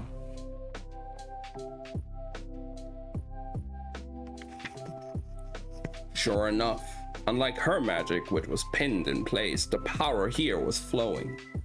Tess reached out her cuffed hands and rested them against the bars as if bored, but her fingers met the steel. She hooked one of those iron threads, pulled, and a spasm tore through her body, the air forced from her lungs as if the world went white. The next thing she knew, she was lying on the back of her cell floor, ears ringing. And Tess coughed and curled in against the pain as she tried to breathe. "Shouldn't do that," said one of the soldiers blandly. Tess groaned and sat up. The two men were now feeding Varese bites of sweet cake. "Are you hungry, little Kel?" cooed one of them as the owl clacked its beak, and the crumbs tumbled through. Her stomach growled. "Excuse me," she called out to soldiers. "Could the human get something to eat?" They ignored her. "Assholes," muttered Tess. She sagged, letting her head rest on her folded arms as she racked her mind, trying to think of a way out. She was still trying when a pair of boots echoed out of the prison bars, on the prison stairs. Tess looked up, expecting to find Lila Bart to continue her interrogation. But when the woman stepped out of the shadows, the lanterns caught on a different face. The two soldiers shot to their feet. "Mazarez," they said, and Tess realized she was staring at the queen. Oh no, what? Okay. Part 6. Kel lay on the sofa, his coat cast off and a cold cloth over his eyes. The pain was receding like a tide, leaving only a weary ache in its wake. He didn't need to see the king's chamber to paint the picture in his mind. The slosh of spirits and scrape of glass as Rye poured a drink from the decanter. Lila's irritated steps as she paced the floor, each clipped stride a rebuke. The brief muffling of her boots when they crossed from stone to silk and back again. Judging by the soreness in my jaw, said Rye, I'm guessing you've had a busy day. Indeed, said Cal. It's an inn that will need some reconstruction. The door swung open and Alucard swept in. You left me waiting in that ruined shop, he said. Gone to fetch something, you said. If a crow hadn't told me where you were, I'd still be standing around kicking stones. Apologies, said Lila blandly. I was busy getting my hands on the apprentice from Haskins and the Prasalis too. Alucard's boots stopped abruptly. You succeeded? Don't sound so surprised. Where are they then? Lila threw the apprentice in a prison cell, offered Kel. For safekeeping, she cut in. As for the Prasalis, it was regrettably destroyed. Are you sure? Asked Rye. Watched it burn, said Lila. A decoy? Asked Alucard. Kel could practically hear Lila grind her teeth. Apparently not. I searched her to be sure. Found nothing but a dead owl. Excuse me? Said Rye and Alucard at the same time. Apparently it's a pet. It has a blue eye and a black eye and she calls it Varese. Can't decide, said Rye, whether that's charming or creepy. Both, said Kel and Lila at the same time. There's more, she went on. She's like you, Alucard. Devastatingly handsome? He asked, pouring a drink. Utterly charming? Humble, added Rye. She can see magic. Kel heard the glass stop halfway to Alucard's mouth. Really? And unlike you, he added, she can touch it. Kel didn't need to see Alucard's face, but he found he wanted to. He dragged the cold cloth from his eyes and flinched. The sun was sinking beyond the windows, shards of light knifing through the room. How does it feel? He asked. To know you're not the best at something. That there's someone out there who can actually put that power to good use. Alucard glared at Kel. It was worth opening his eyes for that. It made him feel just the slightest bit better. Until Lila ruined it by saying, she can heal Kel's magic. Rye's head jerked up. Kel sighed, running a hand through his hair. She didn't say that. She didn't have to. She's a fixer. She can fix this. Lila gestured at Kel. Fix you. Let it go, he said wearily. No, you may be content to live like this, but I won't watch you. You think I relish my condition? I think you're resigned to it, said Lila.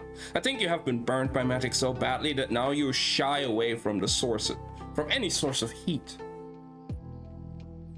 It's not the magic that stopped me. He felt his throat tighten around the words. I would give everything. I would give anything to be severed from this pain one way or another.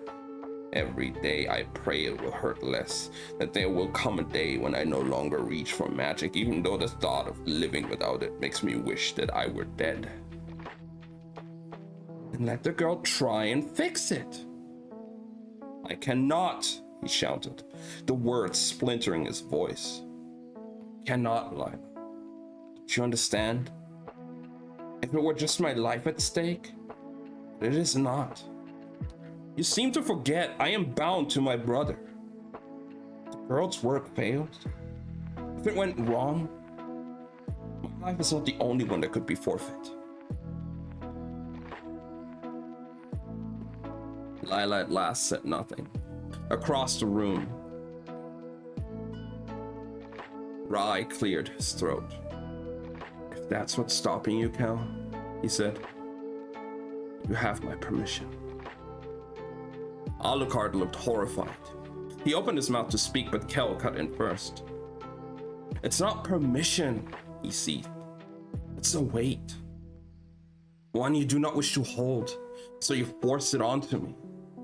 You might be willing to gamble with your life, but I am not. Alucard crossed his arms.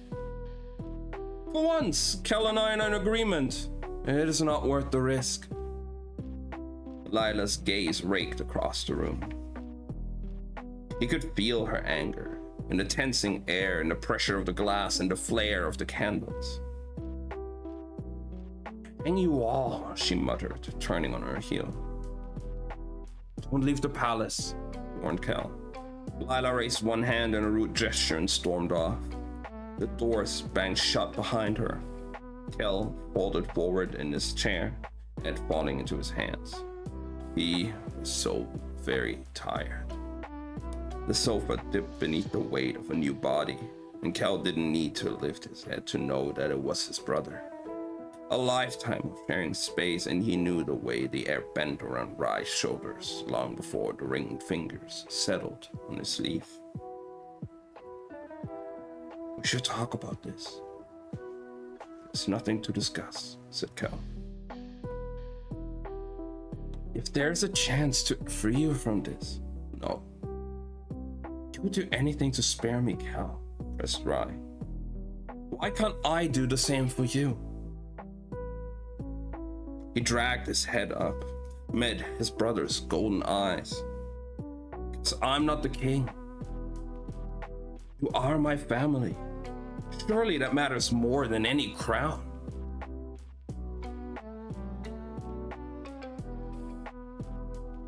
The two of you, muttered Alucard, always competing for the role of martyr. And you, he snapped at Rye, you would do the hand's work for them. At least I know that if I die, said Rye, you'll make a handsome king. And what of Ren? Asked Alucard. Rye's expression faltered. It was one thing to be a brother or a king, another to be a father. Pain flashed like a current beneath his skin, and Kel saw it and squeezed his brother's knee. There's no need to speak like this. It is my choice, and I've made it. Besides, he's pushing himself to his feet. I'm getting quite good with a sword.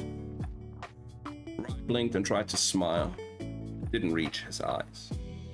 Alucard reached out to the nearest lantern, as if grazing the threads that only he could see, but he frowned as his fingers went straight through. He sat down his glass and stared at and started for the door. Where are you going? Asked Rye. To the prison, he said, straightening his coat. I, for one, would like to see this girl, whose power is so much greater than my own. He stepped out into the hall, but held the door. Well, he asked, are you coming? And that's the end of part 6. Now we're on to part 7. And we're going into White London. We have about 10 pages left. Yeah, like 12 pages. So let's see. White London. Kosika woke to laughter. It rose like tendrils of smoke through the floor of her room, thin but impossible to ignore. She tried tossing and turning for several moments before finally flinging off her sheets. It was the middle of the night, and she pulled on a robe and followed the sounds out into the hall. There were no guards. That was odd.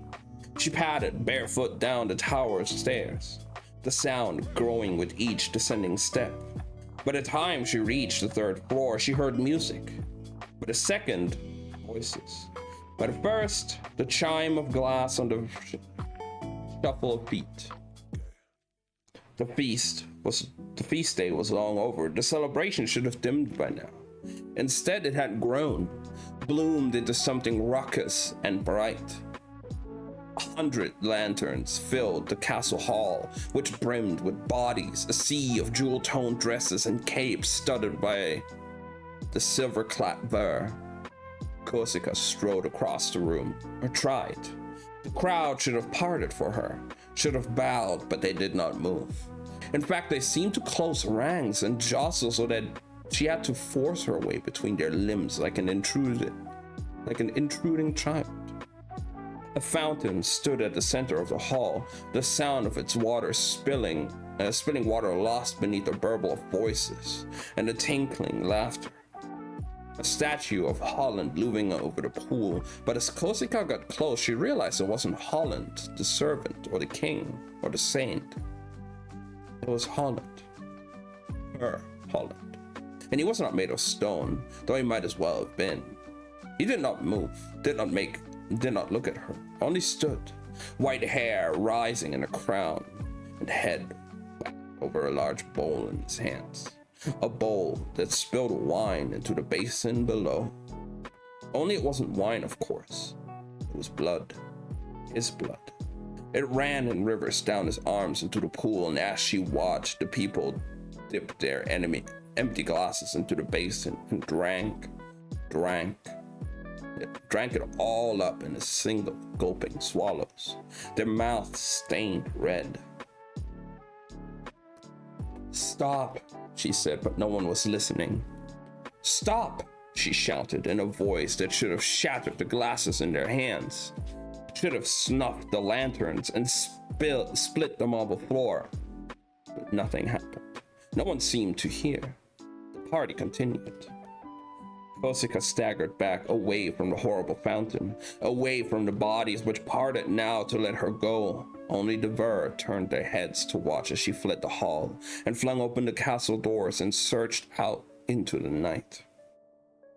She stumbled, body lurching as she missed a step because the step wasn't there. The castle was gone. So were the voices and music and laughter. Instead, she stood in the center of the silver wood, bare feet sinking into mossy earth. It was so quiet, so still, only the whisper of her breathing, the steady thud of her heart. Only it wasn't her heart thudding. The beat came from somewhere beneath her feet.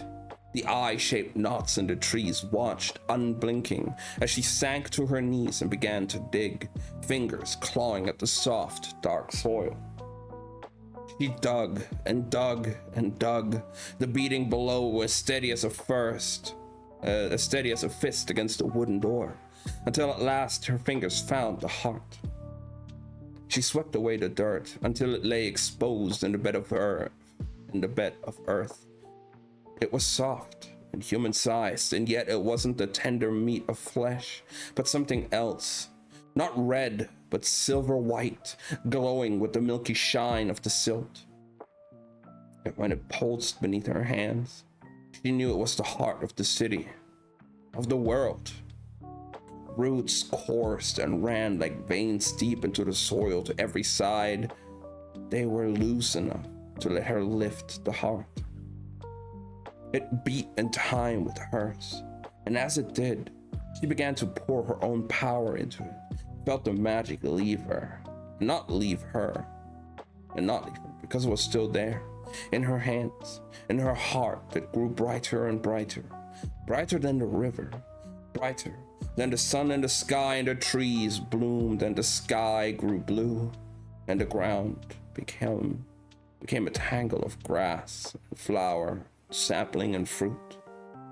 And for a moment, she saw her London as it must have been once, as it could be again. She could feed the heart enough. But even as she thought it, the light faltered in her hand, began to dim again. "No," she whispered. Tried to pour more power in, but she had nothing left to give. And still, the glow faded, the light ebbed, weakening until it was not a blazing sun, but a lantern, a candle, a small and fragile flame. And as it faded, so did the other version of the world. The flowers died and the sky went gray, and the leaves fell from the trees, and the earth turned hard and cold beneath her knees, and everything took on a pale and frosted glaze.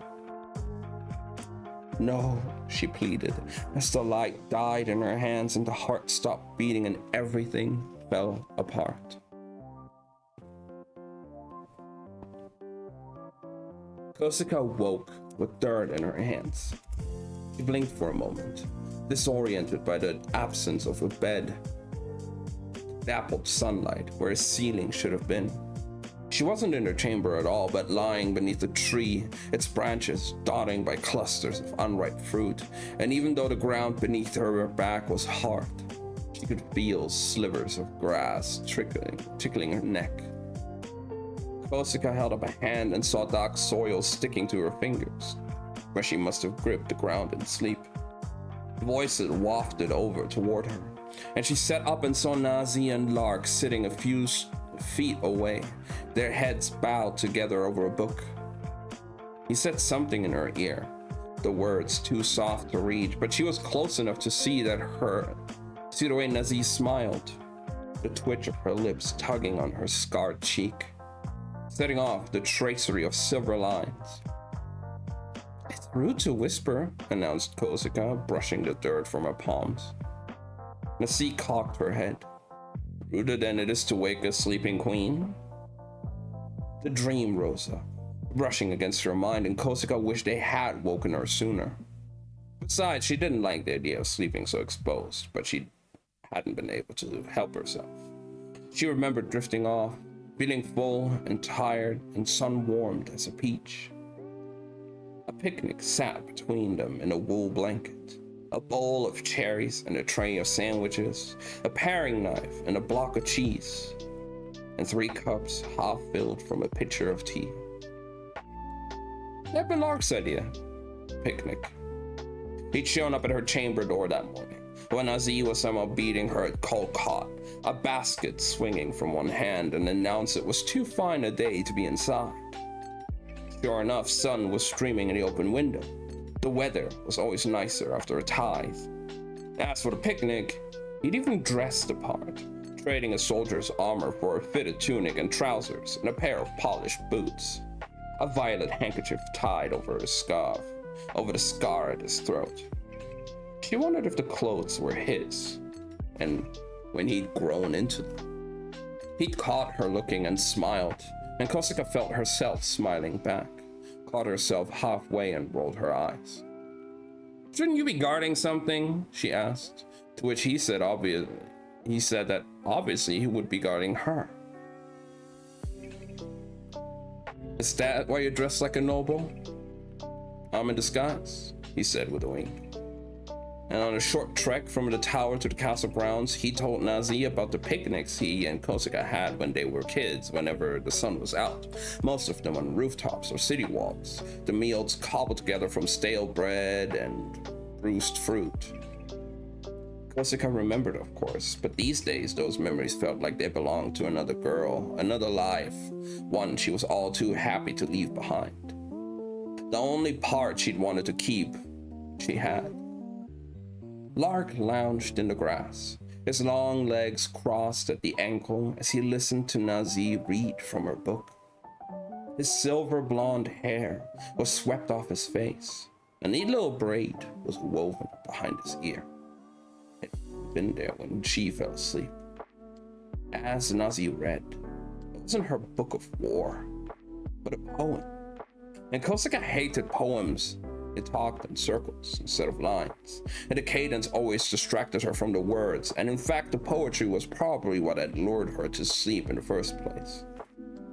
As Nazi read, Kosika looked up at the tree and the sky beyond, the blue interrupted by crisp white clouds. The tide had cast a blush over the city, but how long would it last? She swore she could already feel it fading. It wasn't enough. Nothing she did seemed to last. But she was trying to decide what to do when something hit her on the side of the head. It was small and hard, and it bounced off and landed on the grass. It was, in fact, a cherry. Kosika stared at it a moment, and then looked up at her friends, the bowl of fruit clearly in arm's reach. Nazi, for her part, looked just as stunned by the attack, while Lark was looking pointedly away as if something incredibly interesting was suddenly happening somewhere behind the tree.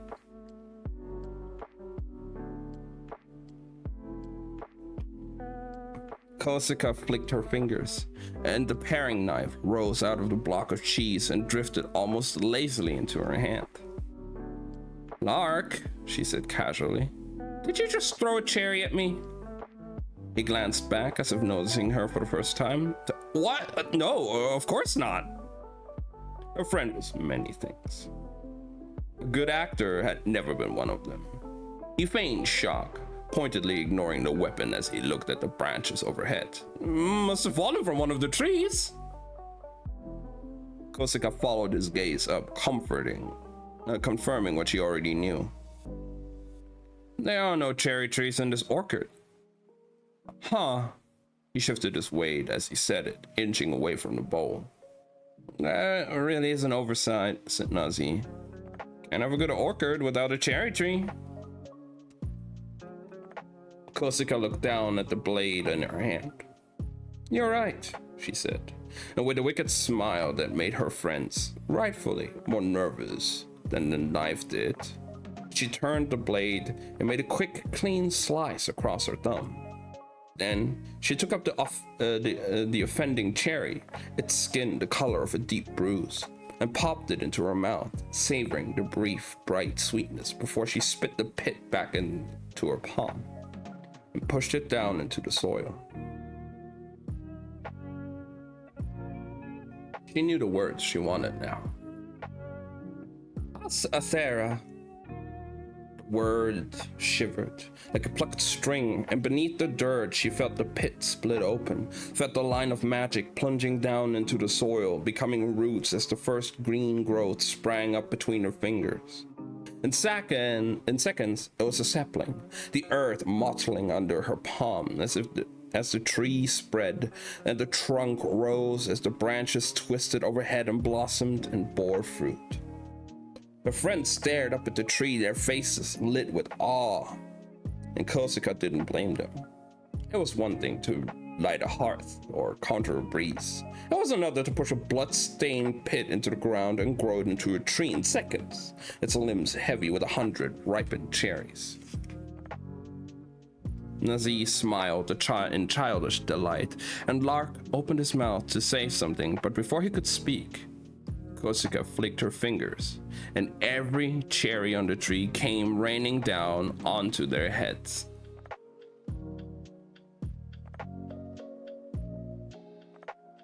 And that's the end of part 7. Now we're on to part 8 and like 4 more pages.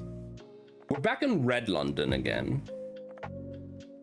It turned out that the quickest way to escape a warded cell was simply to be let out. "Come," the queen had said to the girl in the dungeon. "I want to show you something." Something turned out to be the grandest workshop Tess had ever seen. Chambers connected by high stone archways, every room full of tables and counters, and every surface covered in a dazzling array of magic. Spells laid bare like bodies, their skin peeled back, their inner workings open to the light. She would have been tempted to reach out, run her fingers over the magic, but her wrists were still bound. The queen stood across from her, appraising, and Tess knew that she should do something to show her deference. But the truth was, in that moment, she wasn't feeling very deferential, and she was hungry. At the thought of food, her stomach growled again, and the queen turned to the 2 soldiers who escorted Tess. "I was so lost in work," she said. "I forgot to eat. Please go and fetch me something."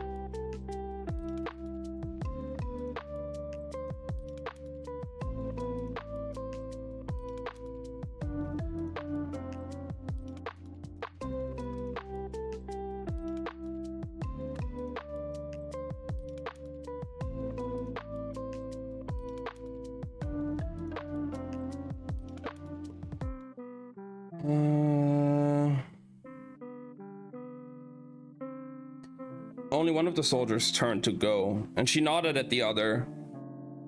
Go with him. Mazrez, said the soldier. Surely I should stay and guard the prisoner.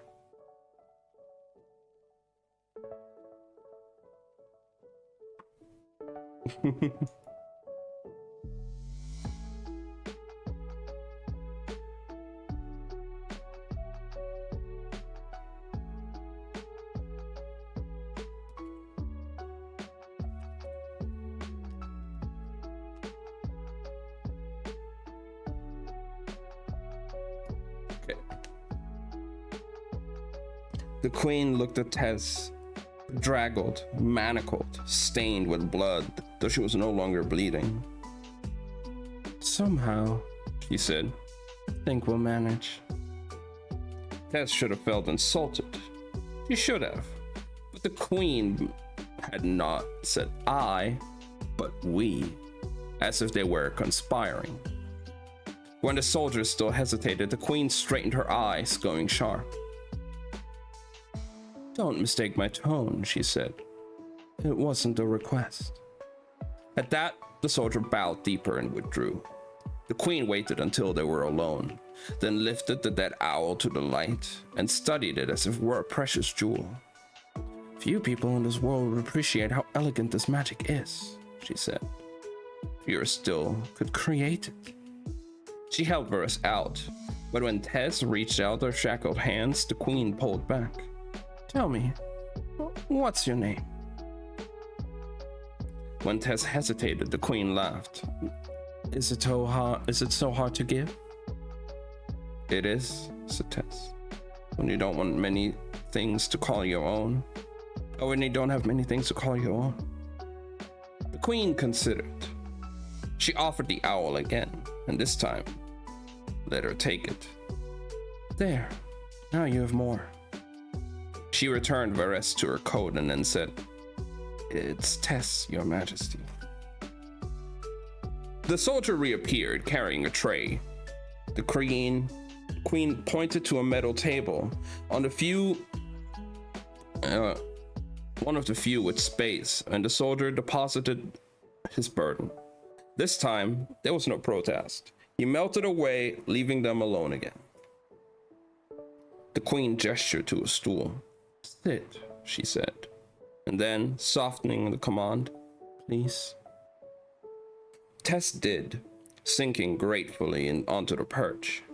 She watched as the queen lifted a frosted glass cover to reveal an array of sliced meat, a fine cheese, and wafer-thin pieces of toast, along with 2 cups and a steaming pot of tea. 1 second. Okay. There we go.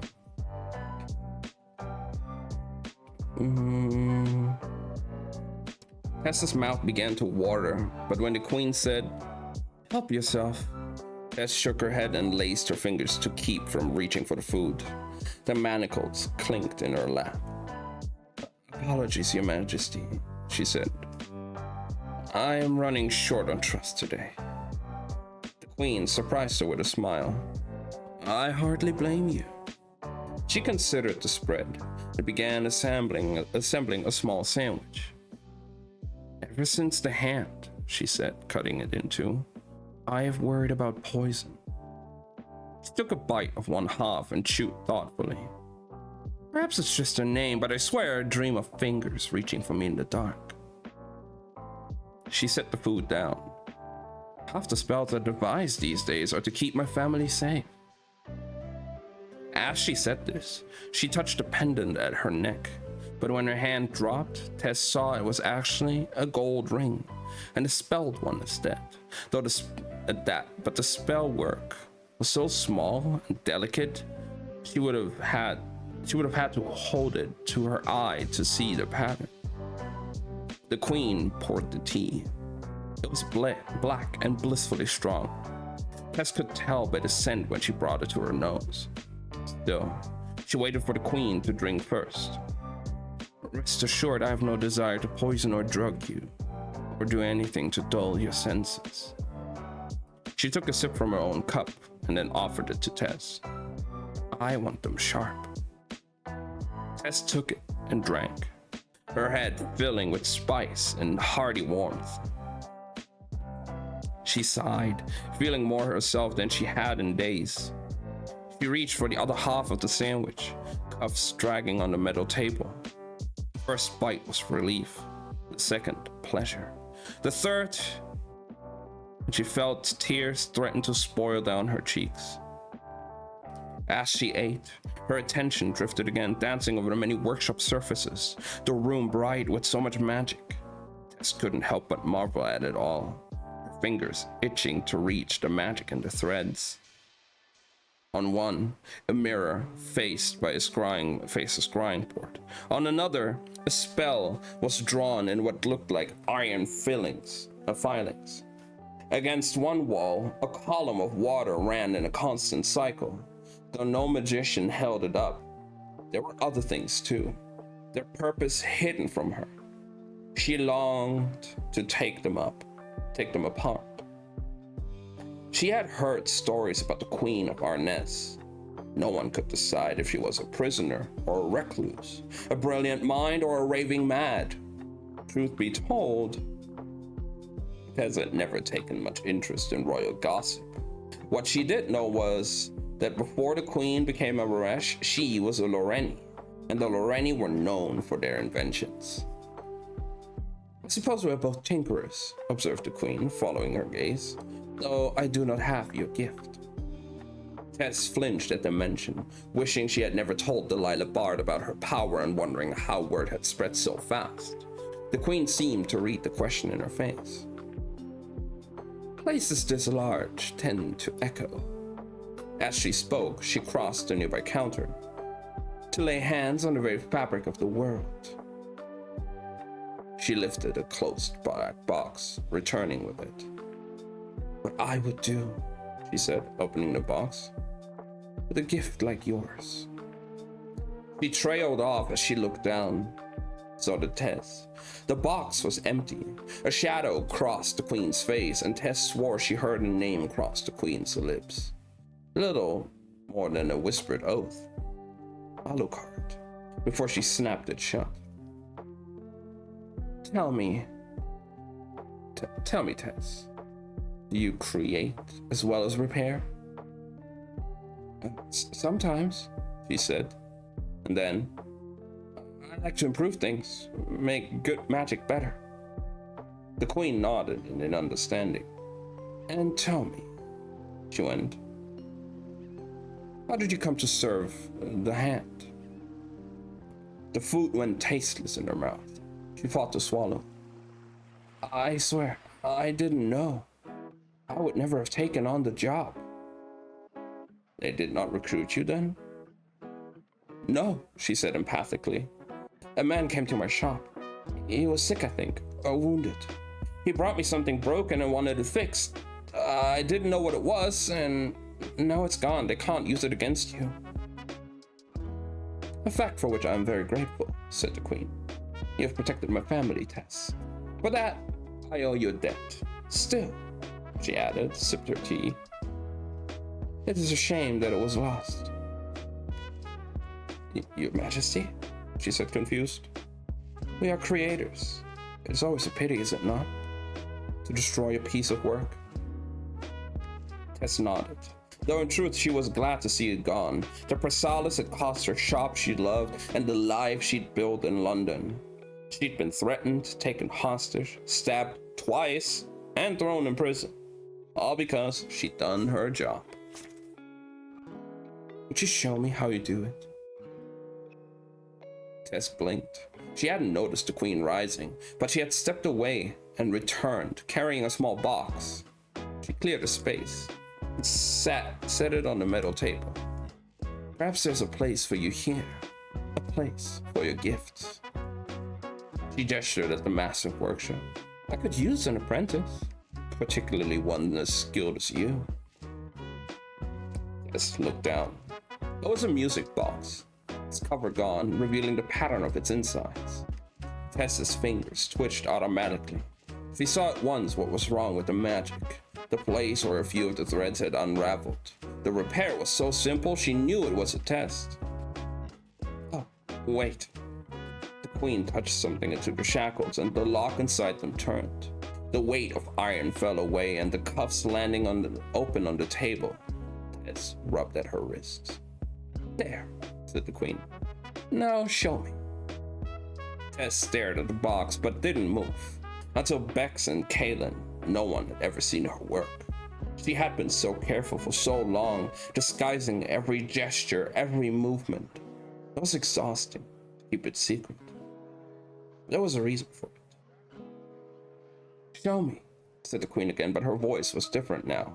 The careful softness peeled away, revealing something cold and hungry. She stared at Tess, studying her, and the eyes were another color, a different shape, but the look in them was too familiar. It belonged to Saraval. Saraval, who looked at everything of worth like it was something to be used, or sold, or taken apart. It belonged to her father, who watched arms crossed inside his shop for Tess to show him what she was worth. The vast workshop suddenly felt smaller than the cell. Run. The word raced through her blood, the way it had 3 years before, when she looked up and saw her oldest sister watching from the doorway, eyes trained on Tessali's hands where they hovered over threads she could not see. Her gaze scraped over the metal table, the music box open on its surface, the unfastened cuffs halfway between Tess and the queen. Show me, pressed the queen, leaning forward, and so Tess did. She reached inside the broken music box and took hold of a broken amber thread, a piece designed to amplify the sound, but instead of mending it, she rolled the thread between her fingers and then drew it long, tracing a loop around the wooden frame. The queen watched as if entranced, so entranced that she leaned closer, and as she did, her elbow knocked the cup of tea and sent it off the table's edge. The queen jerked, turning as the cup fell and shattered on the workshop floor. She frowned. The crash had made no sound. Those piercing hazel eyes flew up to Tess. What have you done? She asked, or at least, that is what Tess guessed she said. Her mouth formed the words, but nothing came out. Every sound in the workshop had suddenly been doused. The queen's gaze dropped to the music box on the table, and she lunged for it. And as she did, Tess went for the cast of manacles, grabbing them with one hand, the other pulling on the strings. The iron went soft as putty into her hands, and before the queen could reach the music box, Tess slammed the soft metal down over her wrists. The queen recoiled, but Tess had already let go, and the iron was iron again, fused to the metal surface. Tess scrambled back, away from the table and the queen's shocked impression. Solace, she said, but the apology was nothing but a shape. Solace, she said, but the apology was nothing but a shape on her lips as she returned and fled. Oh my god, she did not just shackle the queen to the fucking table like that. What the hell? Tess ran, sound returning as she sprinted up the stairs. When the queen had come to fetch her, she'd been led out of the prison, across a gallery, and down another pillar. She'd seen 2 doors. The first leading up to the palace above, the second subtle as a crack in stone and set into the pillar's landing halfway up. She reached it and pulled, but it was locked. Tess ran her hands over the iron. With time, she could have picked the lock, but she didn't have time. Instead, she wrenched on the magic as hard as she could, and the door crumpled like paper and tore free with a groan. Tess flung herself out, expecting to find the steps, only to find nothing but air. She had just enough time to panic, to grasp that she was falling, about to plunge straight down into the river before her boots landed on the soft earth a few feet below. She stumbled forward, hands sinking into wet grass, the blades tinted red by the Isle's glow. The riverbank, the sun had gone down, the sky above darkening from blue to black, casting the southern bank in deep shadow. Tess scrambled up the slope, crested the rise to find the lanterns of the night market glowing in the distance. The paths full and the tents still alive with people. Relief flooded through her. She pulled her coat close and started forward, intending to slip into the crowd and disappear, but as she crossed the lawn, a shadow stepped into her path. Even in the dark, Tess could see the black braid that rose like a crest over the woman's head. The metal wrapped around her forearm, and her blood went cold. "Well, hello there," said Bex, still strolling forward. "I told you we weren't done." "I already destroyed the Chrysalis," said Tess, inching backwards. Her heels slipped on the wet grass, only the slope and the river at her back. Or so she thought, until Kaylin's large, scarred arms swept around her shoulders and hauled her up off her feet. "I can't give you what I don't have," Tess gasped. Bex inclined her head. "Let's hope for your sake that isn't true." Kaylin forced the cloth over her nose and mouth. She tried not to breathe, but soon her aching lungs betrayed her, dragging in the tainted air. Something sickly sweet coated her tongue. Her throat filled her head. The last thing she saw was the blurring lanterns of the market beyond Bex's shoulder. And then they blinked out, one by one. And she was left in darkness.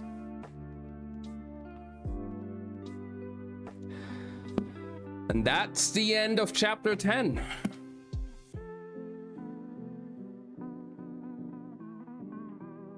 Holy shit.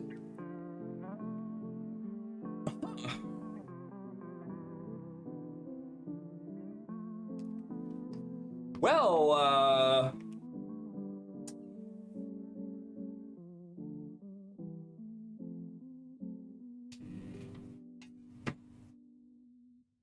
poor Tess, huh? She's now, not in a great spot. Let's just say it like that. She's, not in the greatest of spots. Yikes, huh?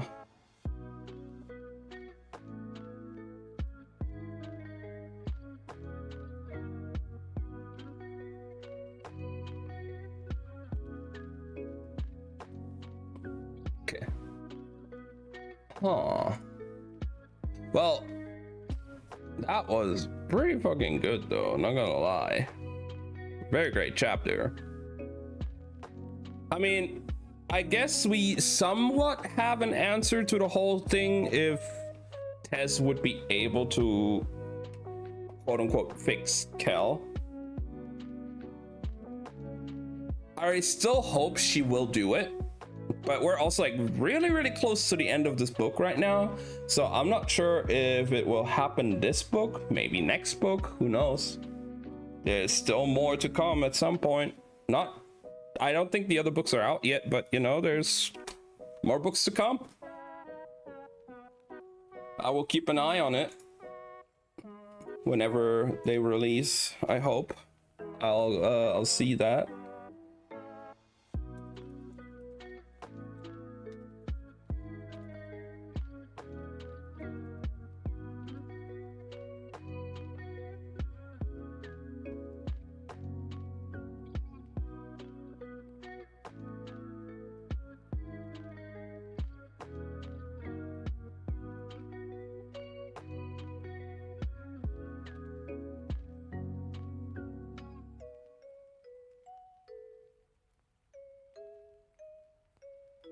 Oh shit, what?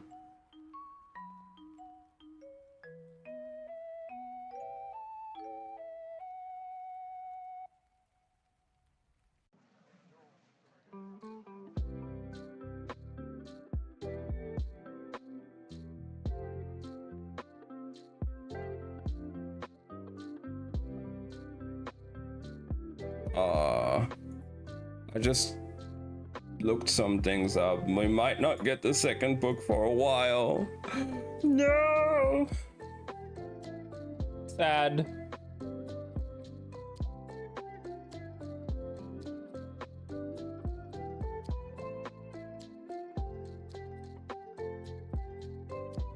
I need more.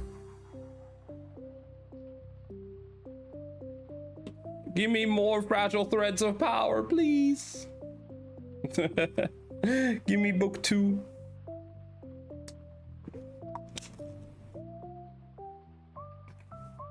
But I get it.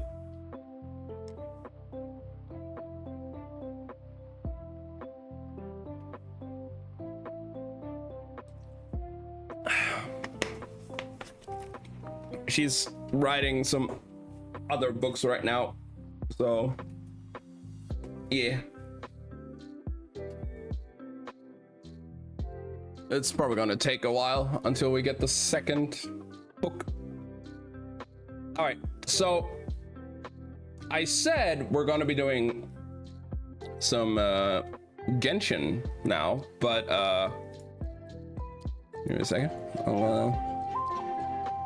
Actually,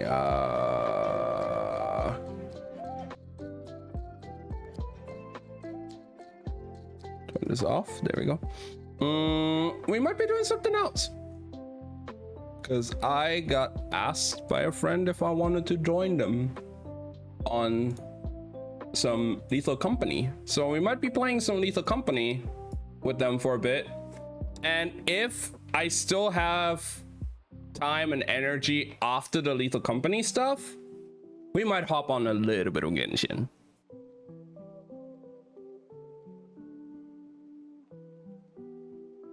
But yeah, we're probably gonna do a bit of Lethal Company with them.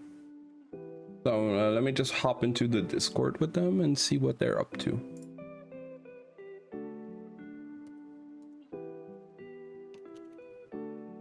Hello.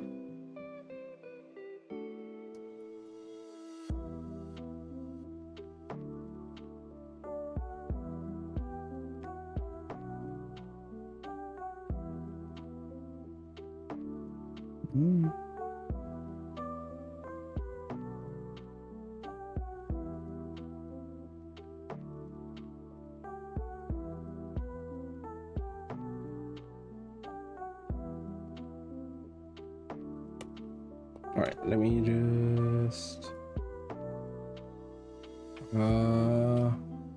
this here, there we go.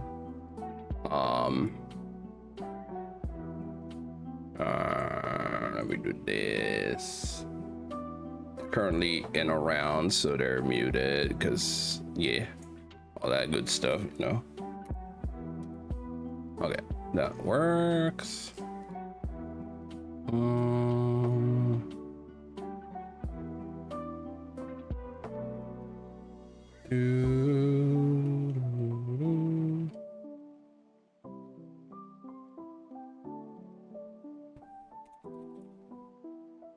I do this and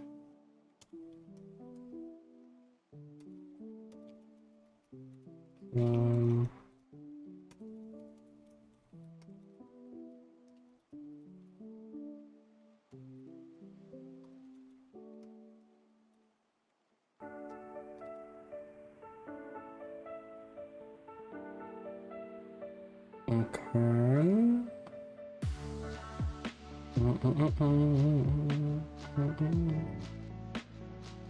Then we need this. I'm working on it, guys. Don't you worry.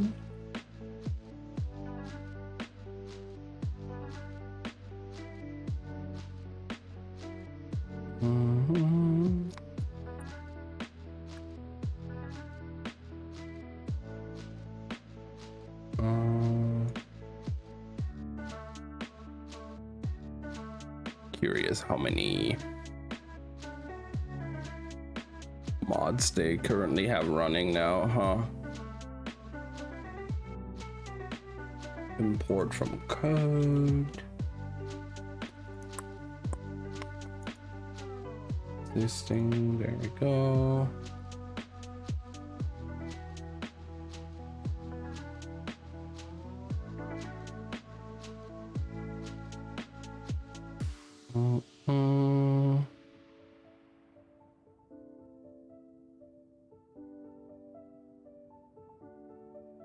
Might have to, depending on how loud they are, I might have to adjust some like volume settings, but we'll see.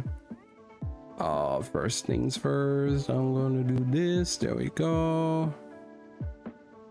All right. Hi, Pookie. Hello. Are you wanting to join? Yeah, just finished with my book. I'm still live. Okay. And hopping Oh, on. sure. Yeah, join me. I'm hosting right now. Okay. No worries. Damn. I just updated the code from what Blake posted. So it should be 115 mods. Or have you guys added more?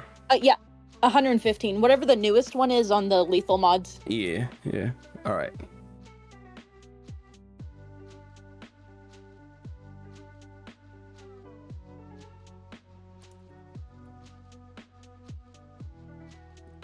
All right.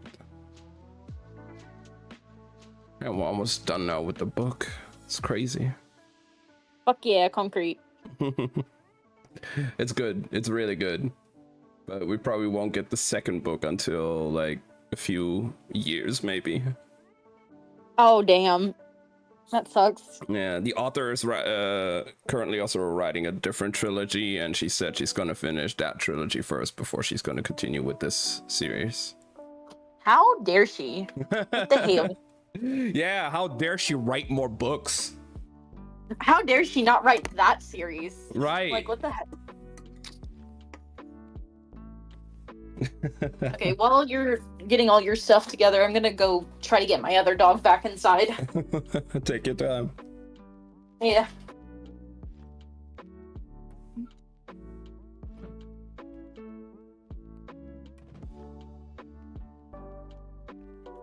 All right. So yeah, we're doing some Lethal Company, and then we'll see what happens. Well, we have a few like Genshin mods and stuff, I think, still, so it's gonna be funny. I haven't played like this in a while with all of them, so it's gonna be a lot of fun. Okay.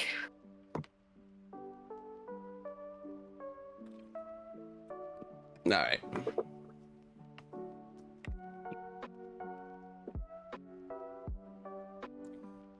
God, it's so hot over here as well. Same. It's been really humid. Yeah, like I was checking my weather app earlier. It said like even around like 11 p.m. it was like 80% humidity, and I'm like, oh god. Oh lordy, yeah. But it only said like 72 Fahrenheit, but it definitely felt worse.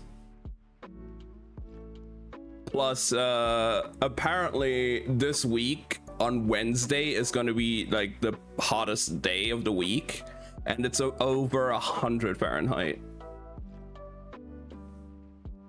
Wow. Yikers. I'm gonna be dead. Yeah. 07.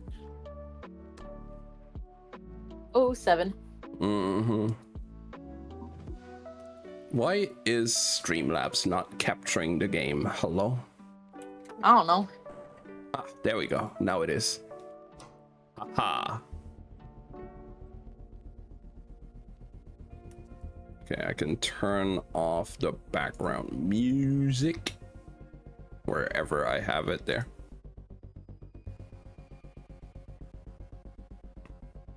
And join. There we go.